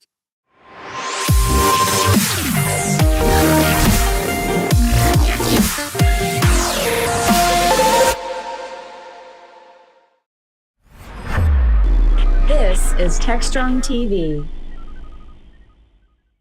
Hey guys, thanks for the throw. We're here with Melissa Ruzzi, who's Director of AI for App Omni, and we're talking about some of the inherent security risks that go along with AI ops because, well, we might be automating things, but maybe we're not thinking it all the way through as much as we should be. Hey, Melissa, welcome to the show. Hey, thanks for having me. Everybody's kind of looking into AI ops, and folks are at different levels of progression, no doubt. But from your perspective, when it comes to security, what do we tend to overlook? I think the one thing that we forget is that the core of machine learning, AI, anything is data. Right? We tend to focus a lot on the models, even when people are talking about LLMs right now as well. Right? So we focus so much on the models and we forget that it's like, hey, there is no AI, there is no machine learning without data. And actually, the most precious part of AI is the data. So the first thing that we tend to overlook is how much security we need to put around data. So when you hear about data breaches, everyone is aware of that. And it seems that we tend to forget that that is also connected to MLOps. So one of the big problems on MLOps continue to be security breaches around data.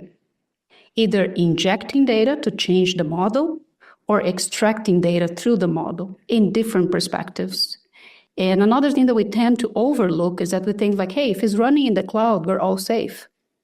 Well, it is safe as long as we put the correct configurations in place, right? So if you put the correct configurations in place, your cloud provider will assure that it's safe.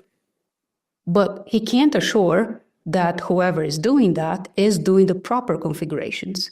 So the two big things is around the data, and the second is around configuration. And then the configuration goes into everything that is running in the cloud, from the data to the model itself.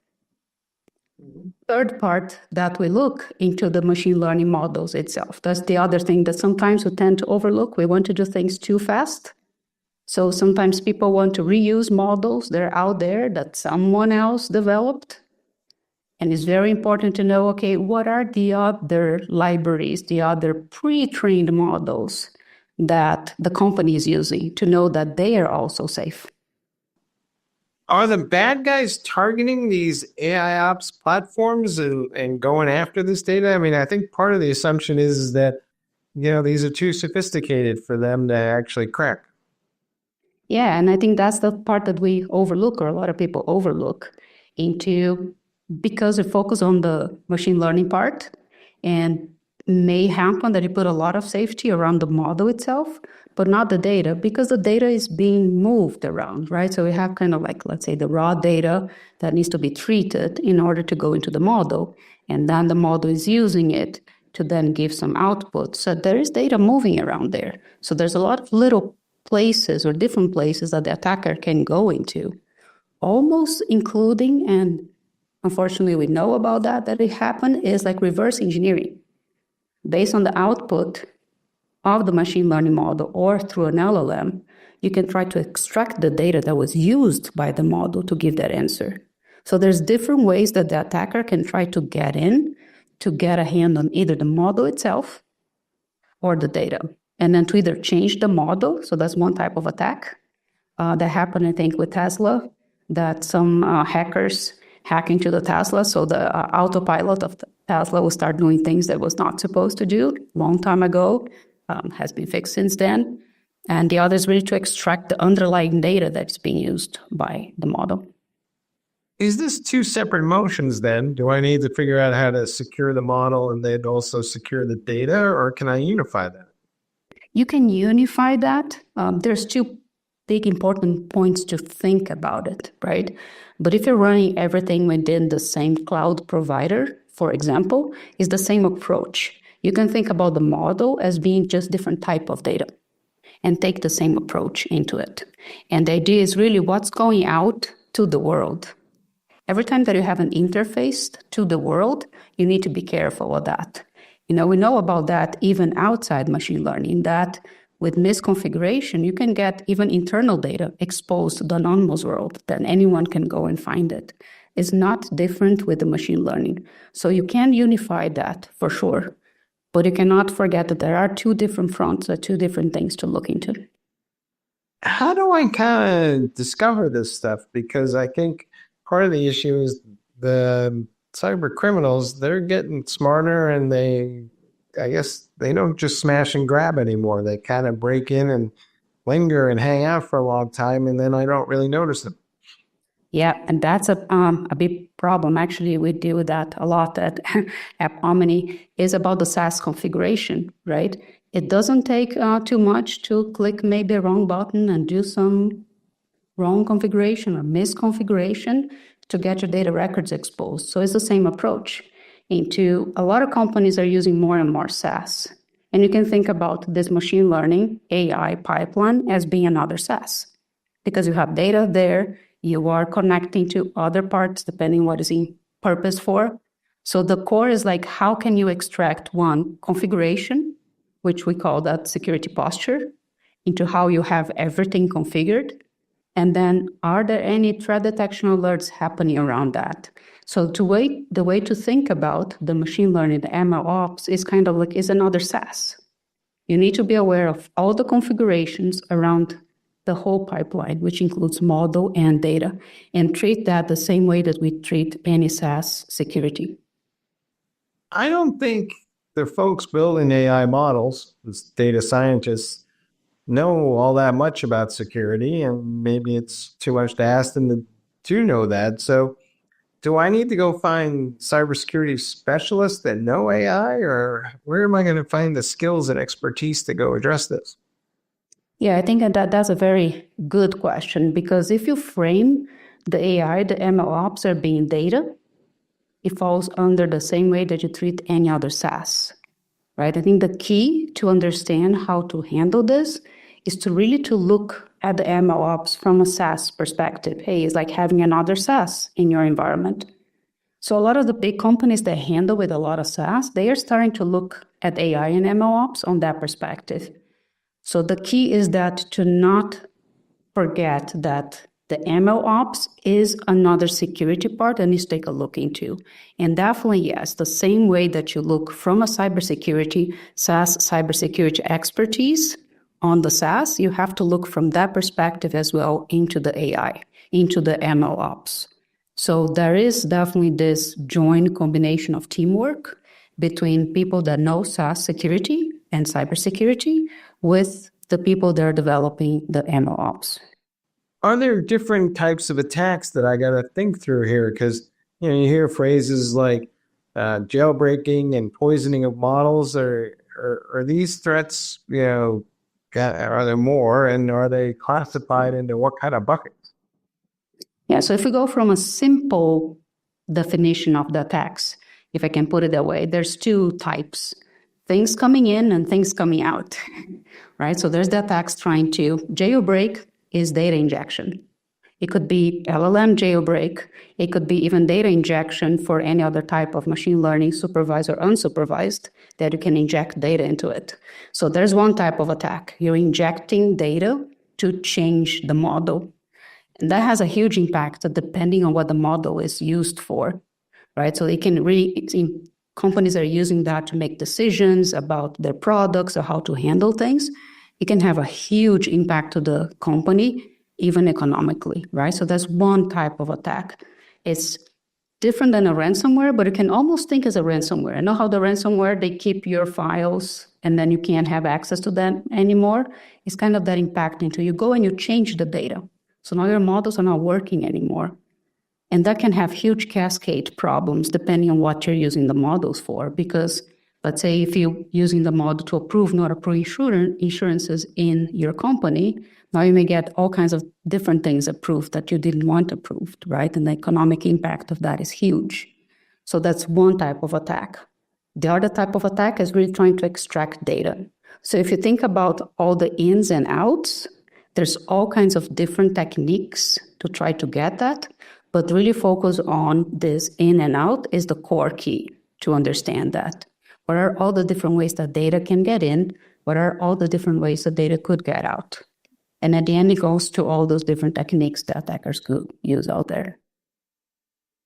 Am I going to need maybe an AI agent or some sort of external AI tool to verify or provide the guardrail for my AI model? And these things are going to basically keep an eye on each other. 100%, I think there's always good practice, independent of attackers, to keep watching the model. And there's different ways to do that, depending on which type of AI machine learning model is being used, right? So data drifting, for example, to watch, like, has your data been changed tremendously? Because if your data hasn't changed too much, the model won't change too much, right? And as soon as you see that, hey, there's some data drifting here, then you can go and take a look into why that's happening and find the root cause. Could be an attack, could be just, it happens, right? A benign change. So if you think about the whole pipeline, again, from the data perspective, it's always from the data perspective to understand, has the data changed? The other part is hyperparameters and the parameters of the models. Right? There's another type of attack that if they come from the libraries, directly from the models, they can change those. So any type of change and tracking that through the pipeline is what can help with that. Then there's a lot of information, there's a lot of data to deal with, right? How can you handle all of that? That's where an LLM, for example, could help, right? So you have this direct AI, other machine learnings watching the machine learning, and depending on what is finding, you could have an LLM running on top of it to really kind of help, as will be a cybersecurity person and say, hey, I saw this data drifting here, and I noticed that the content of the data is this, that, and that normally you don't have. Maybe this thing is happening. So definitely AI can help on top of watching all of this. So ultimately, do you think that these issues are kind of holding up people in terms of their ability to operationalize AI? I think we had a lot of enthusiasm a year or more ago, and maybe the hardcore realities of data management and security are kind of bigger than we anticipated. I think that if you start the development of AI already aware of those, it should not hinder it. I think the biggest problem is when you develop the whole pipeline, not taking those things in consideration. And then when you're ready to go to production, you have to restructure a lot of things because you're taking a look. I think that the whole key for it is really to think ahead of. And as you start developing MLOps, as you start the R&D part, the exploration part of the machine learning, if you're already thinking to how we're going to put that in production, how we're going to make sure that everything is safe, then it should not impact taking to production at all. I think that's the idea. Being as proactive as possible, already thinking to taking this to production, exposing it to the real world, and taking all the lessons learned around SaaS security, around how to secure the configurations and the data. All right, folks, you heard it here. It's not necessarily rocket science. It's just that we don't know what we don't know. And the problem with AI is the idiot tax is pretty high. But if you take a minute, think about it, you can implement and get to something that, well, hopefully will provide some sort of competitive advantage in the long run. Melissa, thanks for being on the show. Thanks for having me. All right. And back to you guys in the studio.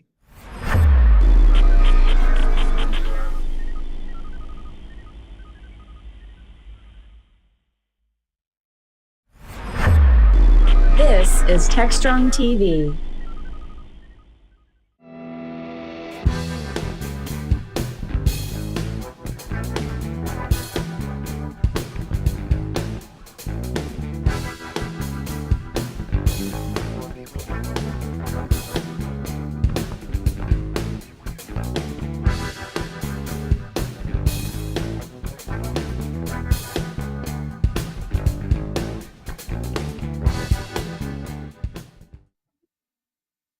Hello, my name is Chris Blask. I am your host again for another episode of The Inevitability Curve, where we take topics that we're all thinking about and we look at where we've been with them, with that, maybe figuring out a little bit more about where we are today, and with any luck, get some insight into where we're going. So with me today is a good friend, smart person named Chris as well. Chris Blow, how are you, man? Doing good, Chris. How you doing? I'm loving life. I'm back on the boats, right? You know, we're Facebook friends. You see the sagas, right? This is the first episode of this series, you know, after the boat sank during Hurricane Milton and got them back up and running with these solar-powered monstrosities, and brought to you by Starlink. So. Glad to see that things fared fairly well for you. Well, they do. And like we're talking about in the green room, you know, everybody, you know, we're cybersecurity folks, right? You know, and anybody in cybersecurity, you know, and at your age, I won't out your age, but you're, you know, 15 years younger than me.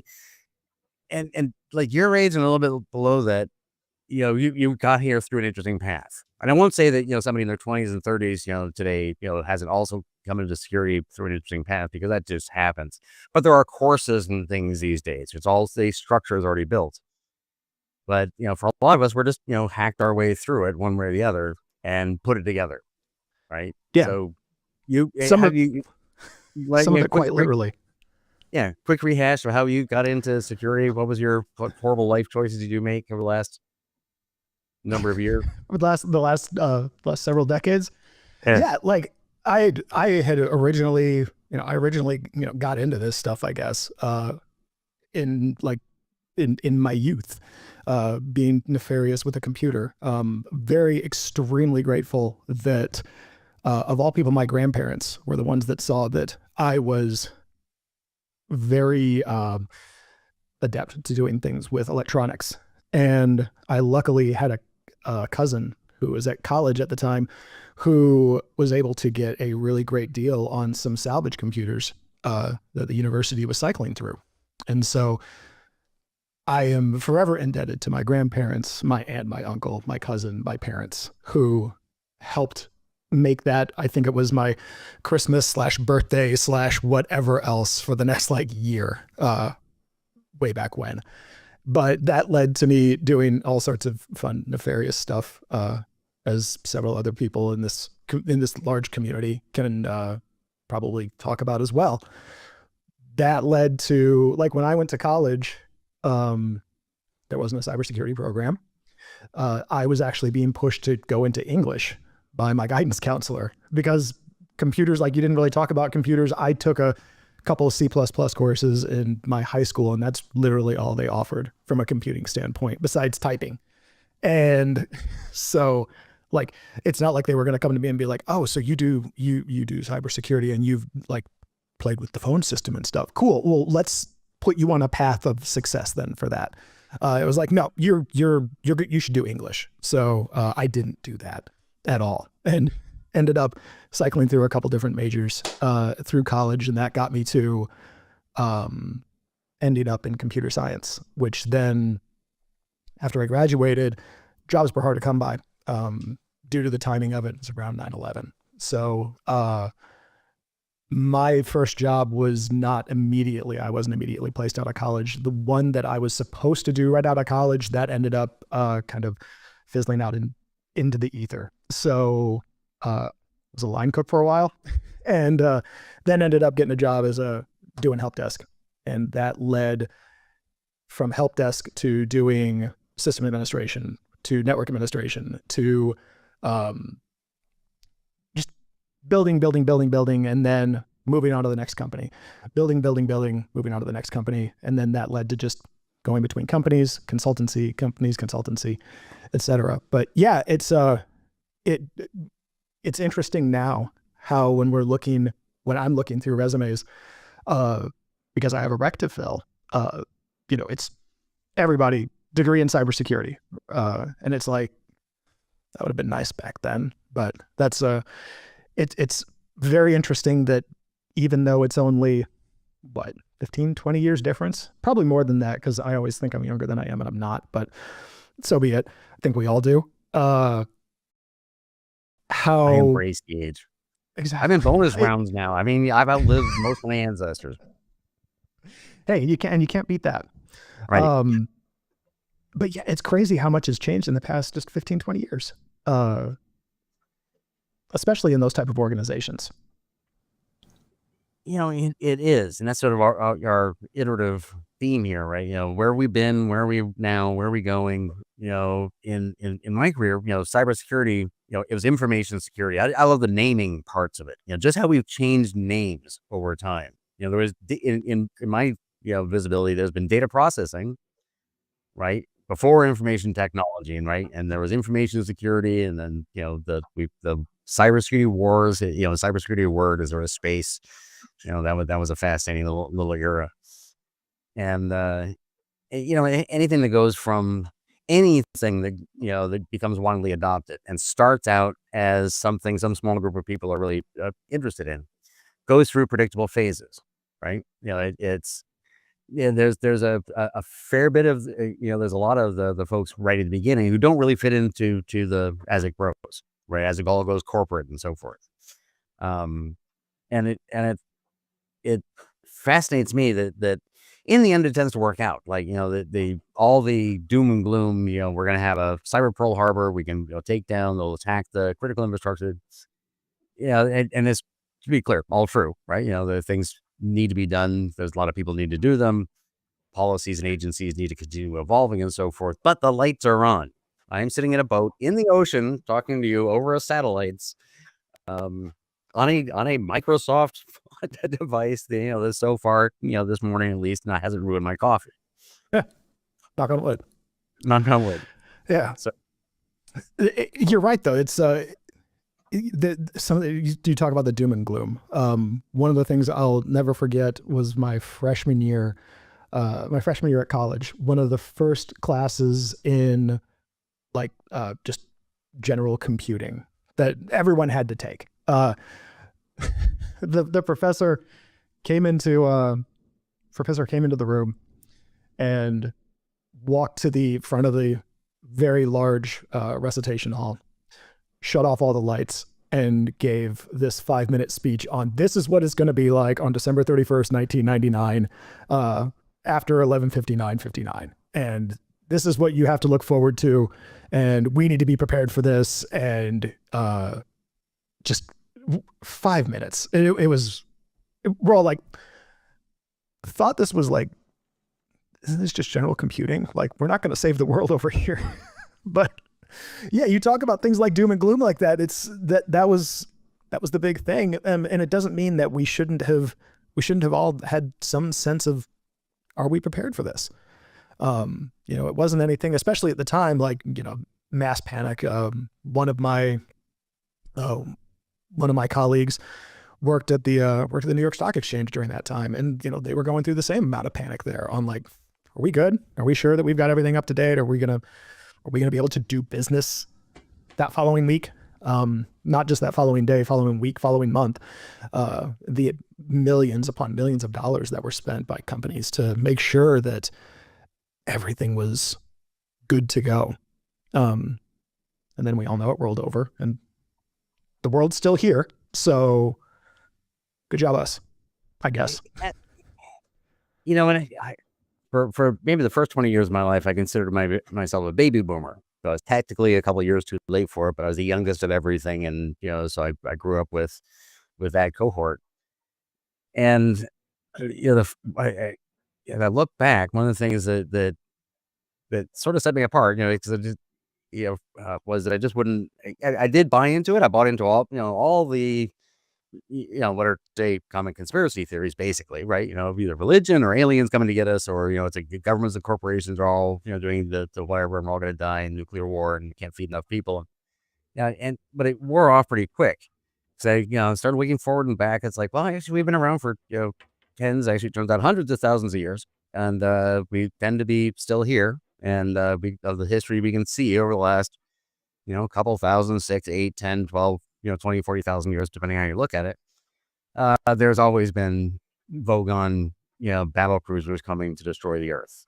And we're still here, right? And I think it does a disservice.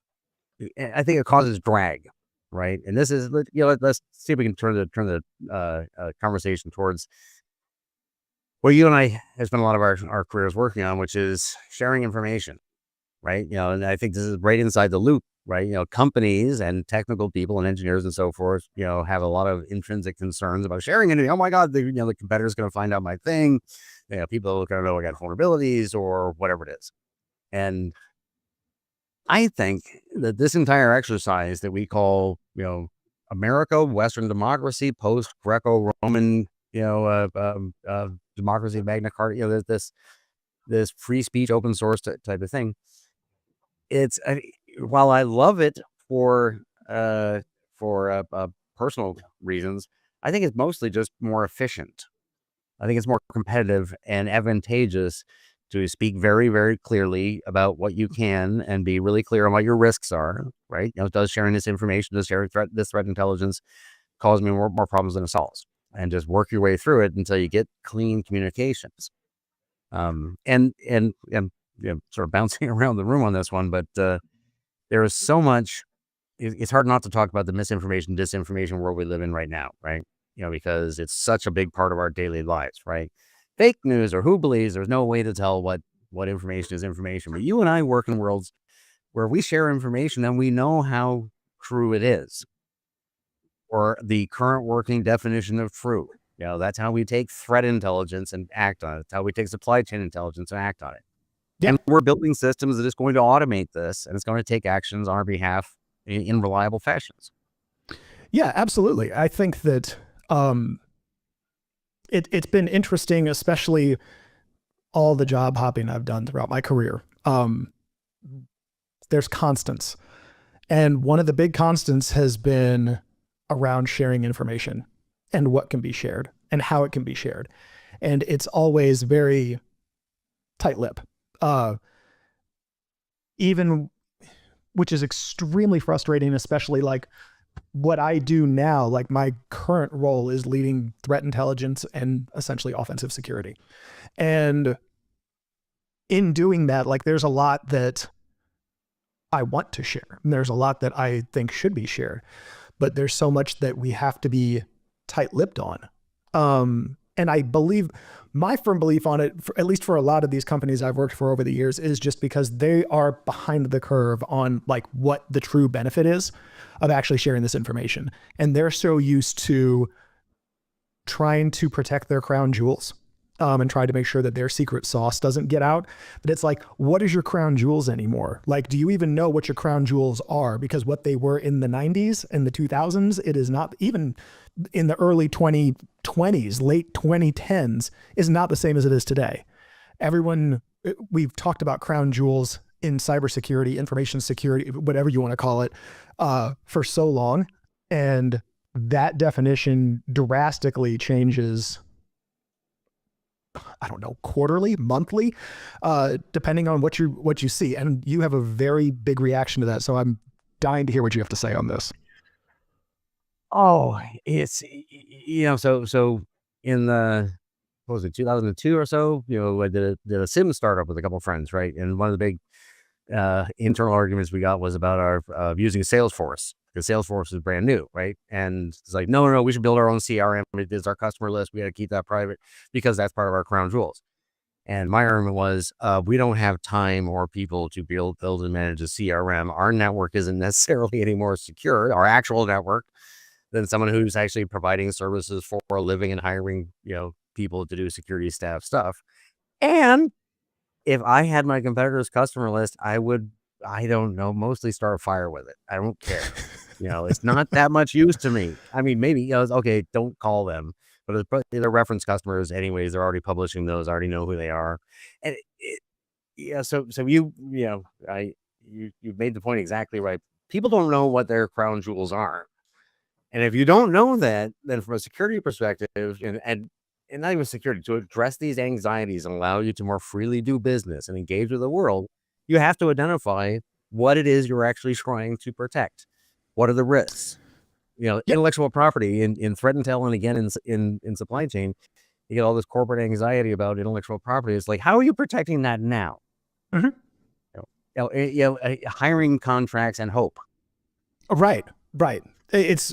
I think, I won't say every job that I've been at, but most of them, especially like obviously not so much for the consultancy side of things, but any of the actual companies I've worked for in corporations, one of the first things I've always asked, like before I take the job, I've always asked the hiring manager is, can I have like, obviously let me drink from the fire hose of whatever corporate stuff you need me to get through as part of my onboarding process. But like, can I have a month to really understand what we're securing? Not just like take this at everyone's word.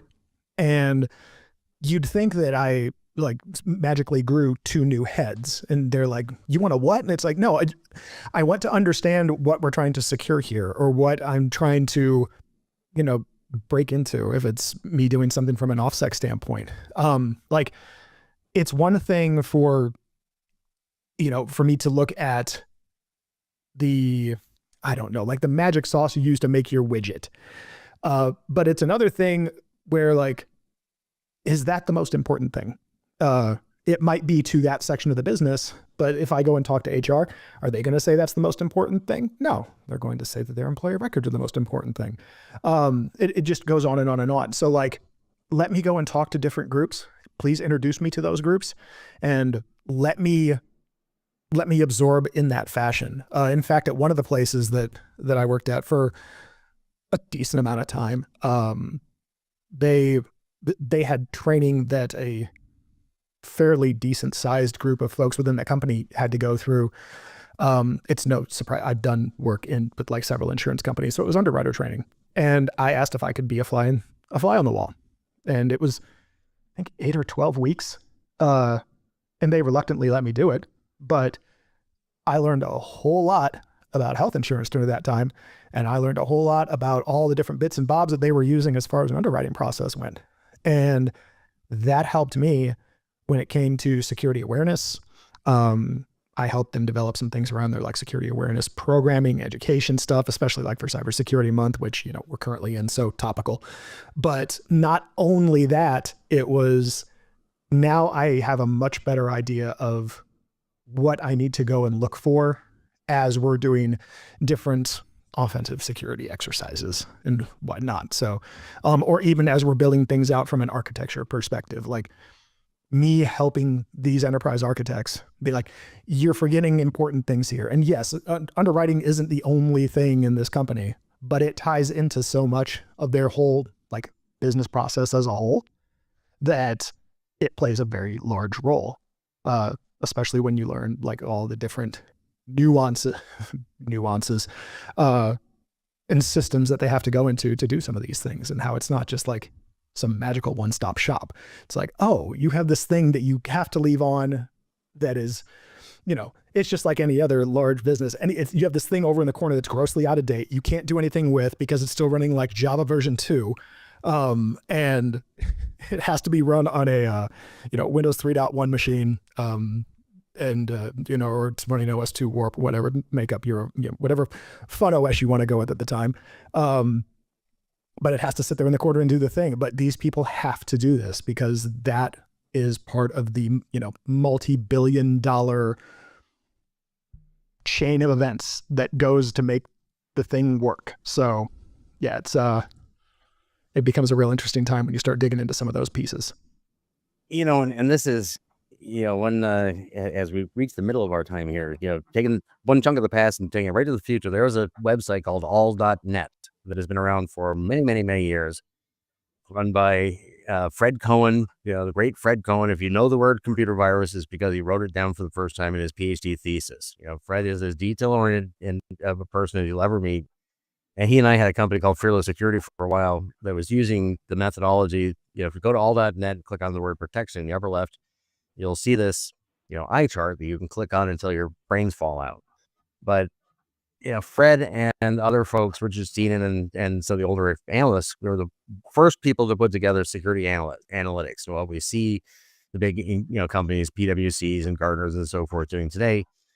They, I've been saying this so long, and maybe it's not true somewhere, but basically you can spend $600,000 and, people will slow down your business for a number of months and give you a 500-page report, which is better than nothing. because when you stop and say, I really need to understand who you are before I can even begin to tell you what you need to secure how. And Fred has focused on this stuff. What Fearless did was basically bake that down to a day. So it couldn't get it below 8 hours. It has to be 8 hours, walking through this, very large, information system, piece by piece. Do you do this? If you do, how do you do that? Do you do this? How do you, who are you? And the few times in my life that I managed to go through that entire thing, everything else just gets so easy, right? It's like, here's why we're doing this. Because you see, this is who you are. And if you stop doing these things, you don't exist anymore. Because, that's, the things cost money, and this is where all the money comes from, right? Or you're a government agency or whatever it is, right? There's a reason you're here. And without that, I hate to get cynical, but it's, these days, it's like, hey, can you help me secure my company? It's like, are you willing to stop and look at who we are? No, we just need to, okay, then no. I mean, no. It's not. But yeah, you've got to, that's the thing, is like, there has to be some willingness to share. There's got to be some willingness. And I even took that, I can't believe I'm actually going to admit this in a public setting, but there was 2 years where I apparently had a brain aneurysm and I was a PCI DSS QSA. And, we still love you. I was already doing so. You have to embrace your faults, right? And that's what brings healing. Right. I had already previously within that same company, I was already doing like PCI pen testing, and because it was there and it was something that we were doing, but they were like, we want someone technical to become a QSA. Do you want to do this? And I'm like, and they enticed me by like, hey, we'll go out to, basically do the training out at, while RSA is going on. So like go hang out with people at RSA and whatnot too. I'm like, sure, why not? So here I come, this technical QSA, and it was very much a binary, like love or hate when I went to client sites, because I wasn't just taking stuff at face value but I would ask them to actually explain how they do things, even if something is, I won't say that taking credit cards is simplistic, because most of the time it's not, depending on what they're doing. But I would ask them to explain like exactly how they were doing things from a customer service standpoint, how they were doing things from a website standpoint, and where this all came together and where it then like broke apart. And once I understood that, it made the rest of the conversations and it made the rest of like even just the evidence collection easy peasy lemon squeezy. Because I'm like, cool, I need to see these 10 things. Can you bring this up and show this to me right now? And they'd be like, yeah, let me go grab 5 people. We'll be able to show it to you lickety split. Easy, like done. And yeah, it's just this whole sharing of information, and like, you don't have to share every single thing, but be open. Just be a little bit open. And that's going to help us move so much farther. Like we were talking in the green room beforehand about ISACs. Like ISACs still exist, and they're bigger than ever. And it's such a wonderful thing to be a part of. Especially for my folks. I will be the first to admit that while I might be, I might be a leader over threat intelligence at my current employer, doesn't mean that I am like some super knowledgeable person about threat intel. No, I'm not. I'm really not. I actually I love the fact that, my entire team is light years smarter than me, but the folks that I have aligned to threat intel, wicked smart individuals that have taught me so much around what real threat intelligence is, and how beneficial it is to have that curated information and be able to give that curated information to specific stakeholders within your company, and using things like an ISAC to, quite frankly, it makes it easier for us to share information, because you're under that TLP stoplight, and we're able to take that, as I'm sure many other companies are, and we're able to have real connections with other companies under the guise of that we couldn't do before. Like similar company to similar company. So, financial institution to financial institution, whatever it may be. we're able to have real conversations under the guise of that. And that's one thing that's continuing to help move that needle in the right direction as far as sharing information and making sure that we're all aware. Go ahead, because I'll be on the soapbox for the rest of this time if you don't stop me. It's a good soapbox, and actually we're just gonna light it on fire and stand on top of it and dance. I think at this point, because ISAC, Information Sharing Analysis Centers, for those of you who don't know about that, came out of 1990. I always get this wrong. 6 or 8 presidential directive that there shall be an information sharing analysis center in the private sector to work with the government, and it turned out there was a dozen, and now there's a couple hundred, and as there should be. And as you say, so the healthcare ISAC is a good example, right? It's a relatively significant organization now, with close to 50 full-time staff who are just working on sharing information with. I just got these numbers the other day, but yeah, impressive, massive chunk of the healthcare space where they've got a community and information is flowing in appropriate times. And you used to, one of the, you phrased this, I won't get it right exactly, but I love that sort of thing. And the way you just said it so naturally, you get the right sort of information in the right parts of your company in the right sort of time, right? Information sharing doesn't mean, billboards, right? You don't have to take, there are things between putting it in the safe and dropping it in the ocean and telling everyone.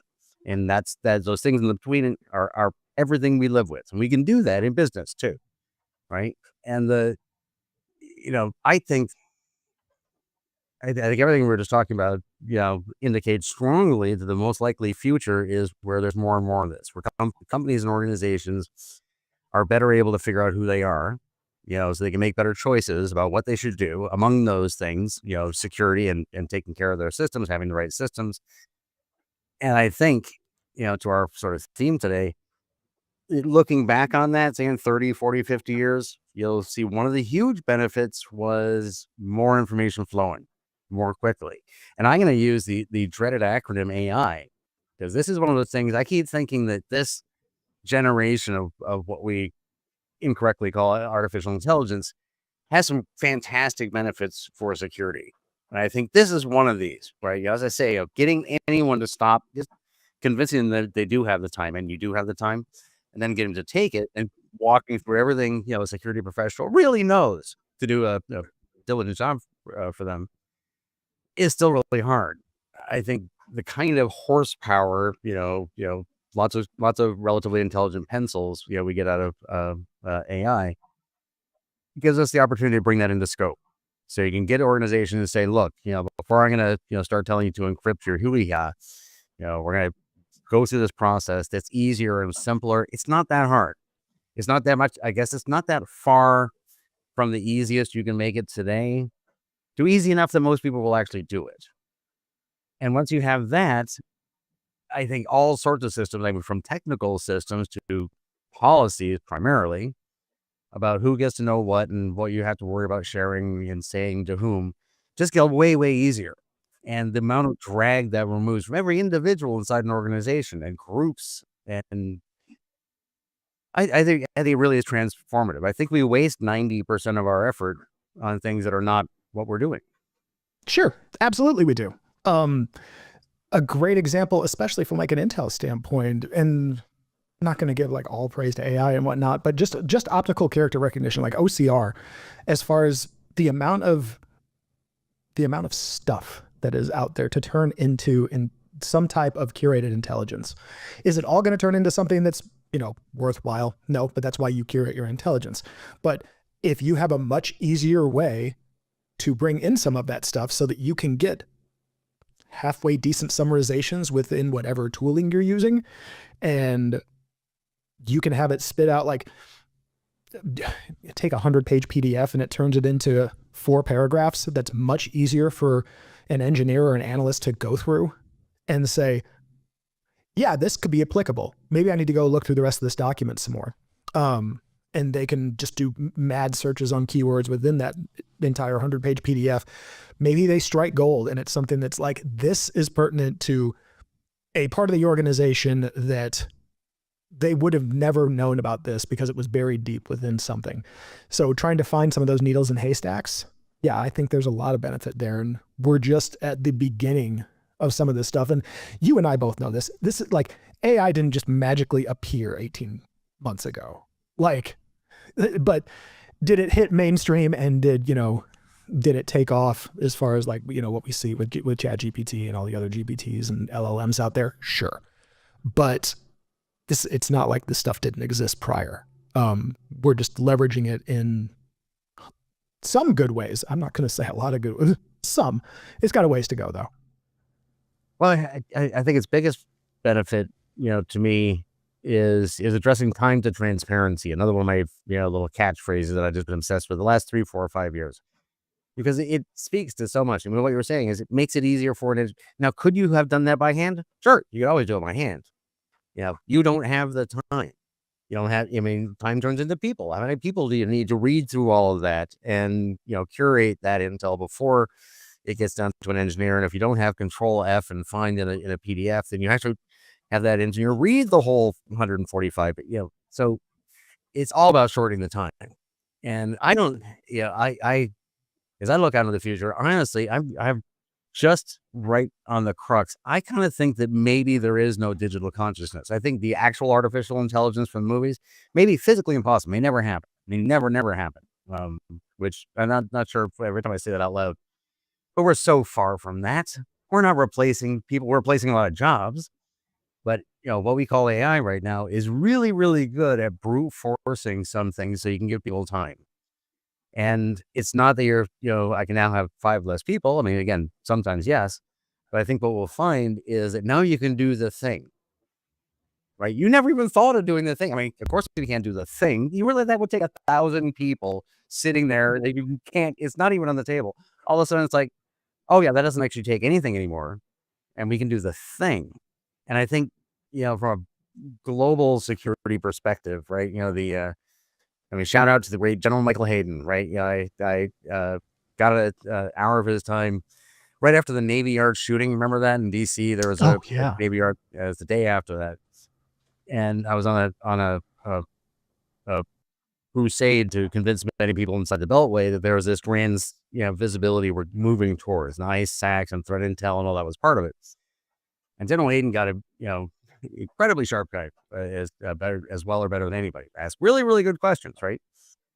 But it's again, it all takes too much time. I mean, it's saying you and I have lived our careers inside this. The war stories. Let's get this group. We had to get authorities to do this thing. It was a public sector or a private sector, and it took 6 weeks to talk about this paragraph and the exact wording of the. Imagine we could do this more quickly. Imagine we could have at the nation state scale or global scale.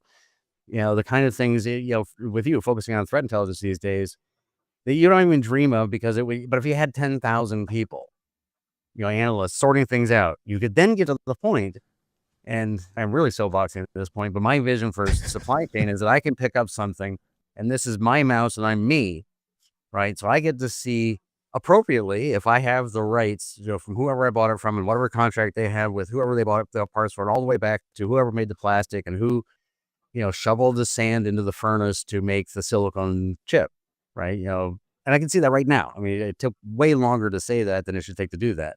But that implies that we can take because you could do that now, but it would be a 6-month project.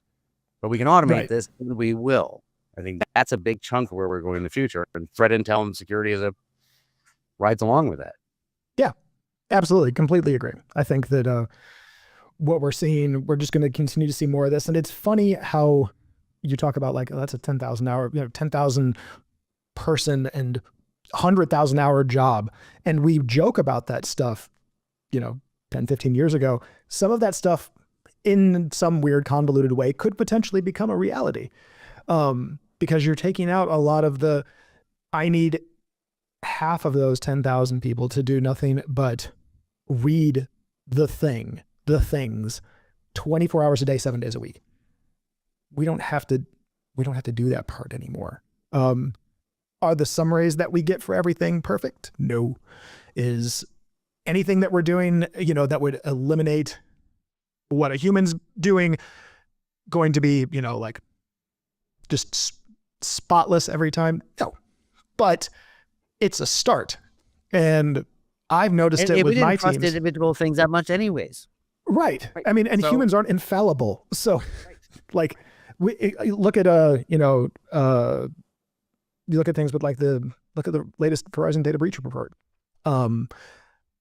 Continual rise in the amount of human interactions with when it comes to either ransomware or extortion of some sort. The number, I can't remember the exact number now, but again, continues to rise for the human element part of it. So it's not like we're infallible. So we're just by pushing some of this stuff off into things like AI, it's better than nothing, and hopefully allows us to maybe progress in what we can do, and helps us innovate more, helps us push the envelope more on things that used to be just like, wouldn't it be great if all this pie in the sky stuff. Great. Well, with that,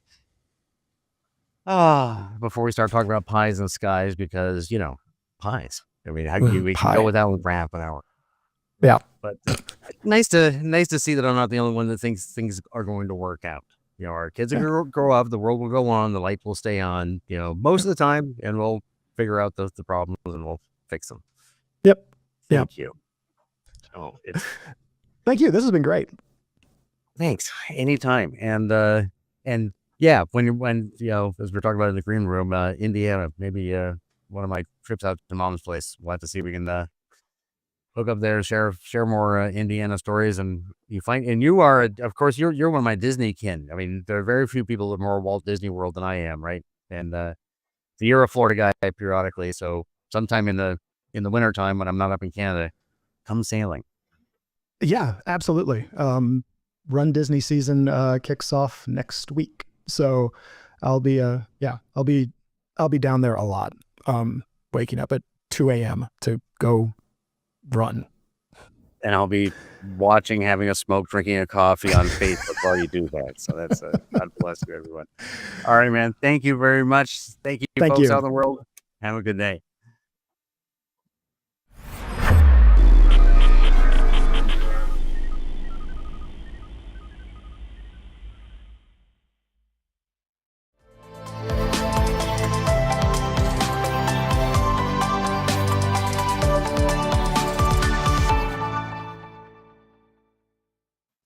Hi, welcome everybody. Well, my name is Alejandro Mercado. Rise and born in Mexico City.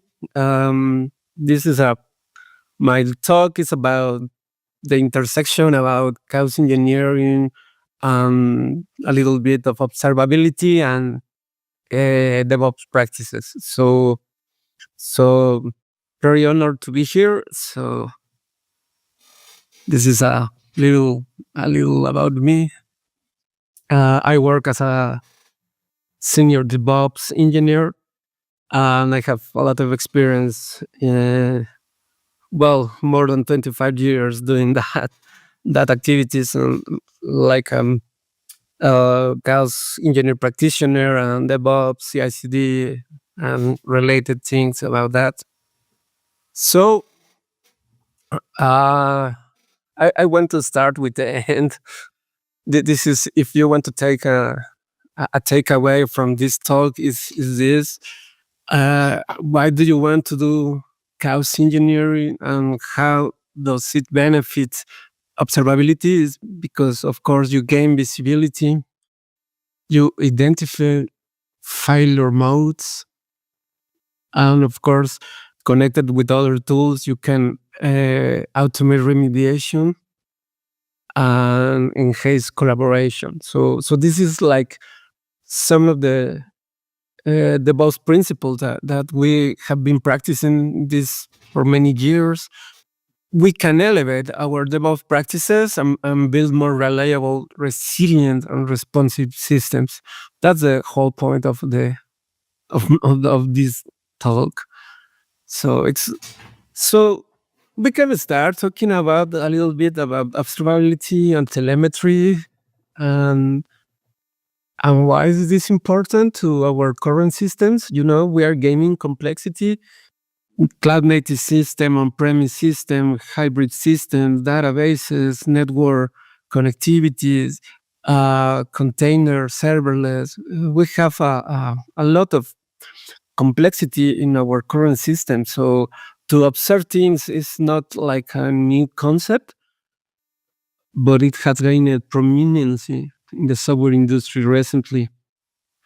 So this is just for a cultural observation. I think that when Ada Lovelace made the first computer programming, I am pretty sure that at this precise moment, she started to think about how to improve the programming, the performance, and detecting errors. So I'm pretty sure.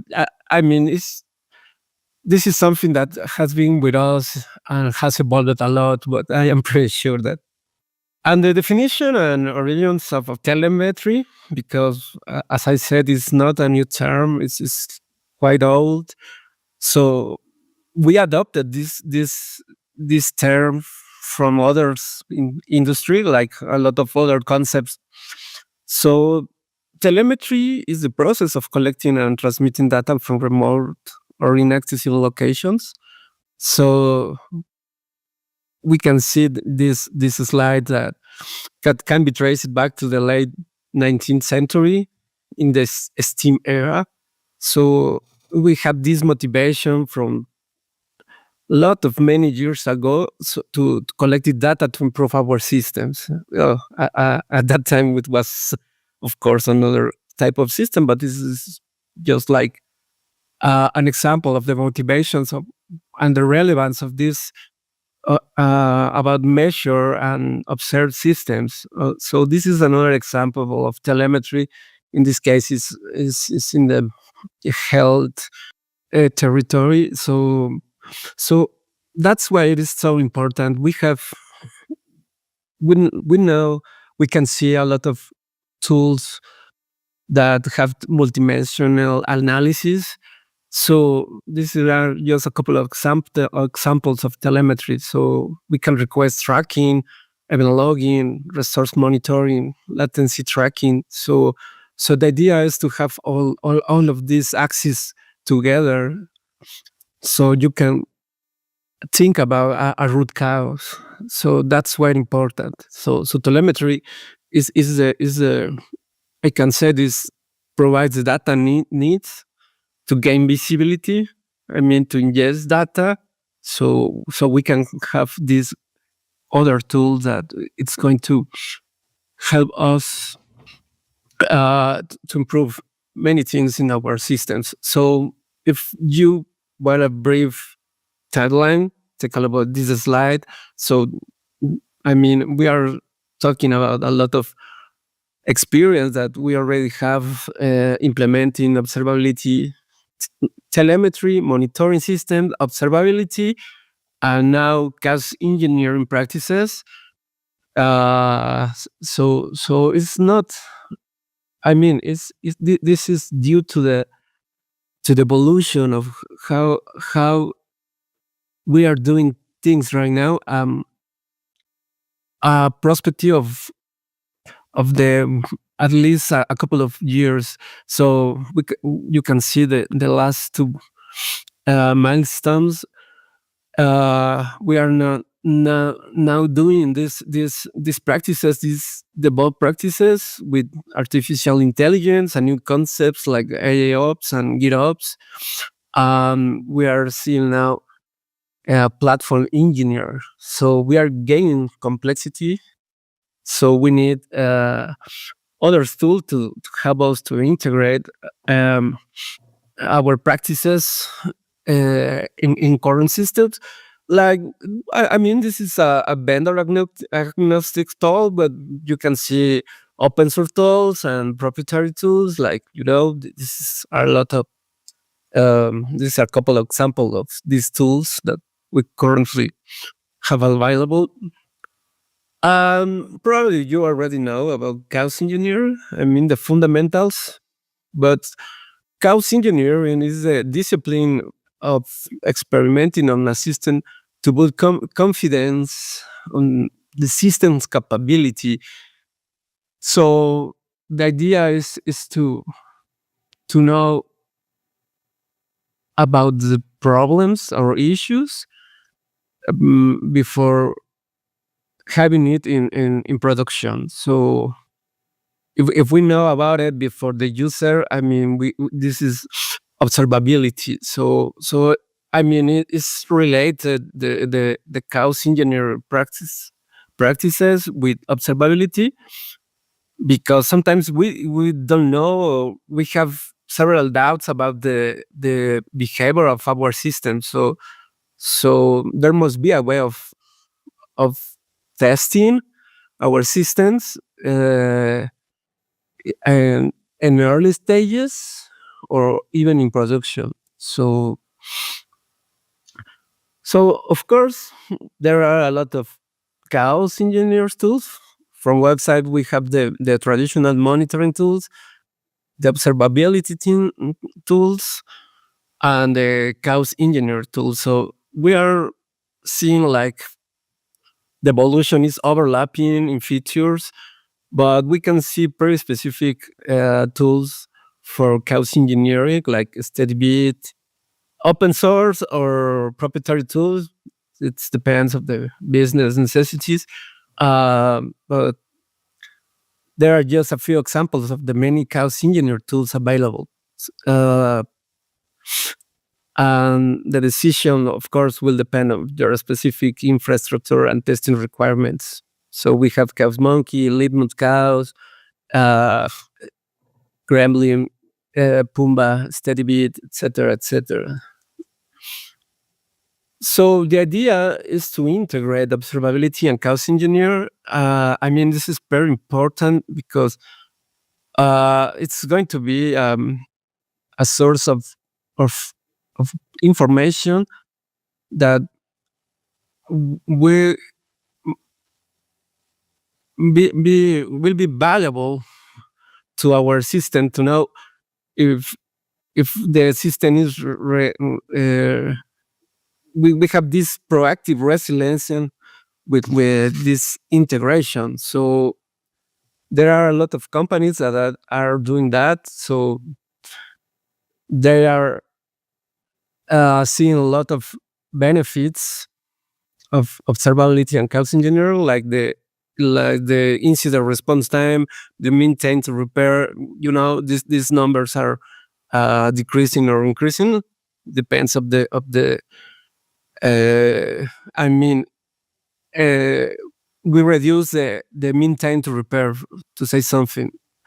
The service reliability, the application performance, the infrastructure utilization. We don't have. We obviously save money with all these practices. So I mean, if you want to think about it in the side of the business, well, these are just some metrics that we are going to improve adopting these practices. And the whole idea was just to make an hypothesis or experiment about your systems. So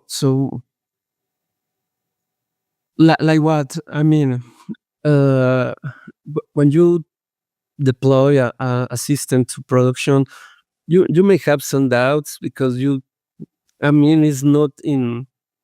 it's different for the traditional testing. I mean, from unit testing or integration testing, but you maybe want to know about what happens if there is a latency in the network. It's the whole system going down, or just a component? Is the well-architected system, or we need to do something else? So we have a lot of range of experiments, like simulating server failures, injecting network latency, triggering database error. What happens sometimes we don't. It takes too long to get a response from a query, or injecting partial failures. I mean, when the system is running, for instance, think about this: evaluating el pod depth scaling. Well, in a context of Kubernetes, what's happened? Maybe we have this doubt about it's going to scale our system. So, I mean, we are not going to wait until the Black Friday or the Cyber Monday to have a lot of customers in our system. So to know or if the system is resilient. So maybe we can do a testing with engineering tools like stressing the CPU, or scaling the deployment, or make a specific deployment to see if everything is going well. So it's the horizontal HPA is horizontal pod auto scaling. So we can test with these tools, integrating with observability tools. We can know if we can handle the increase of load. So, well, this is why this is important. Of course, you can have a lot of questions, a lot of experiments, a lot of doubts. And we are having this other, I can say, another approach with with these new tools like generative AI.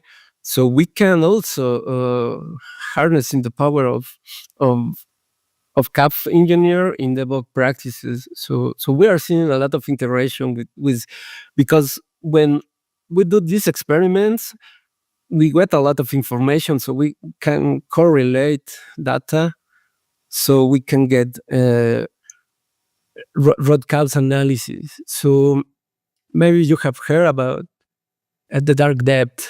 The dark depth is this concept about, well, maybe we have a hypothesis, maybe we can do some experiments, we have some doubts, but maybe we didn't know about a problem. This is like the technical depth, but you are aware of the technical depth. The dark depth is that you don't even know that exists. Some issues that may appear, but how can you fix something that you don't know that exists? So well, that's why it's important to these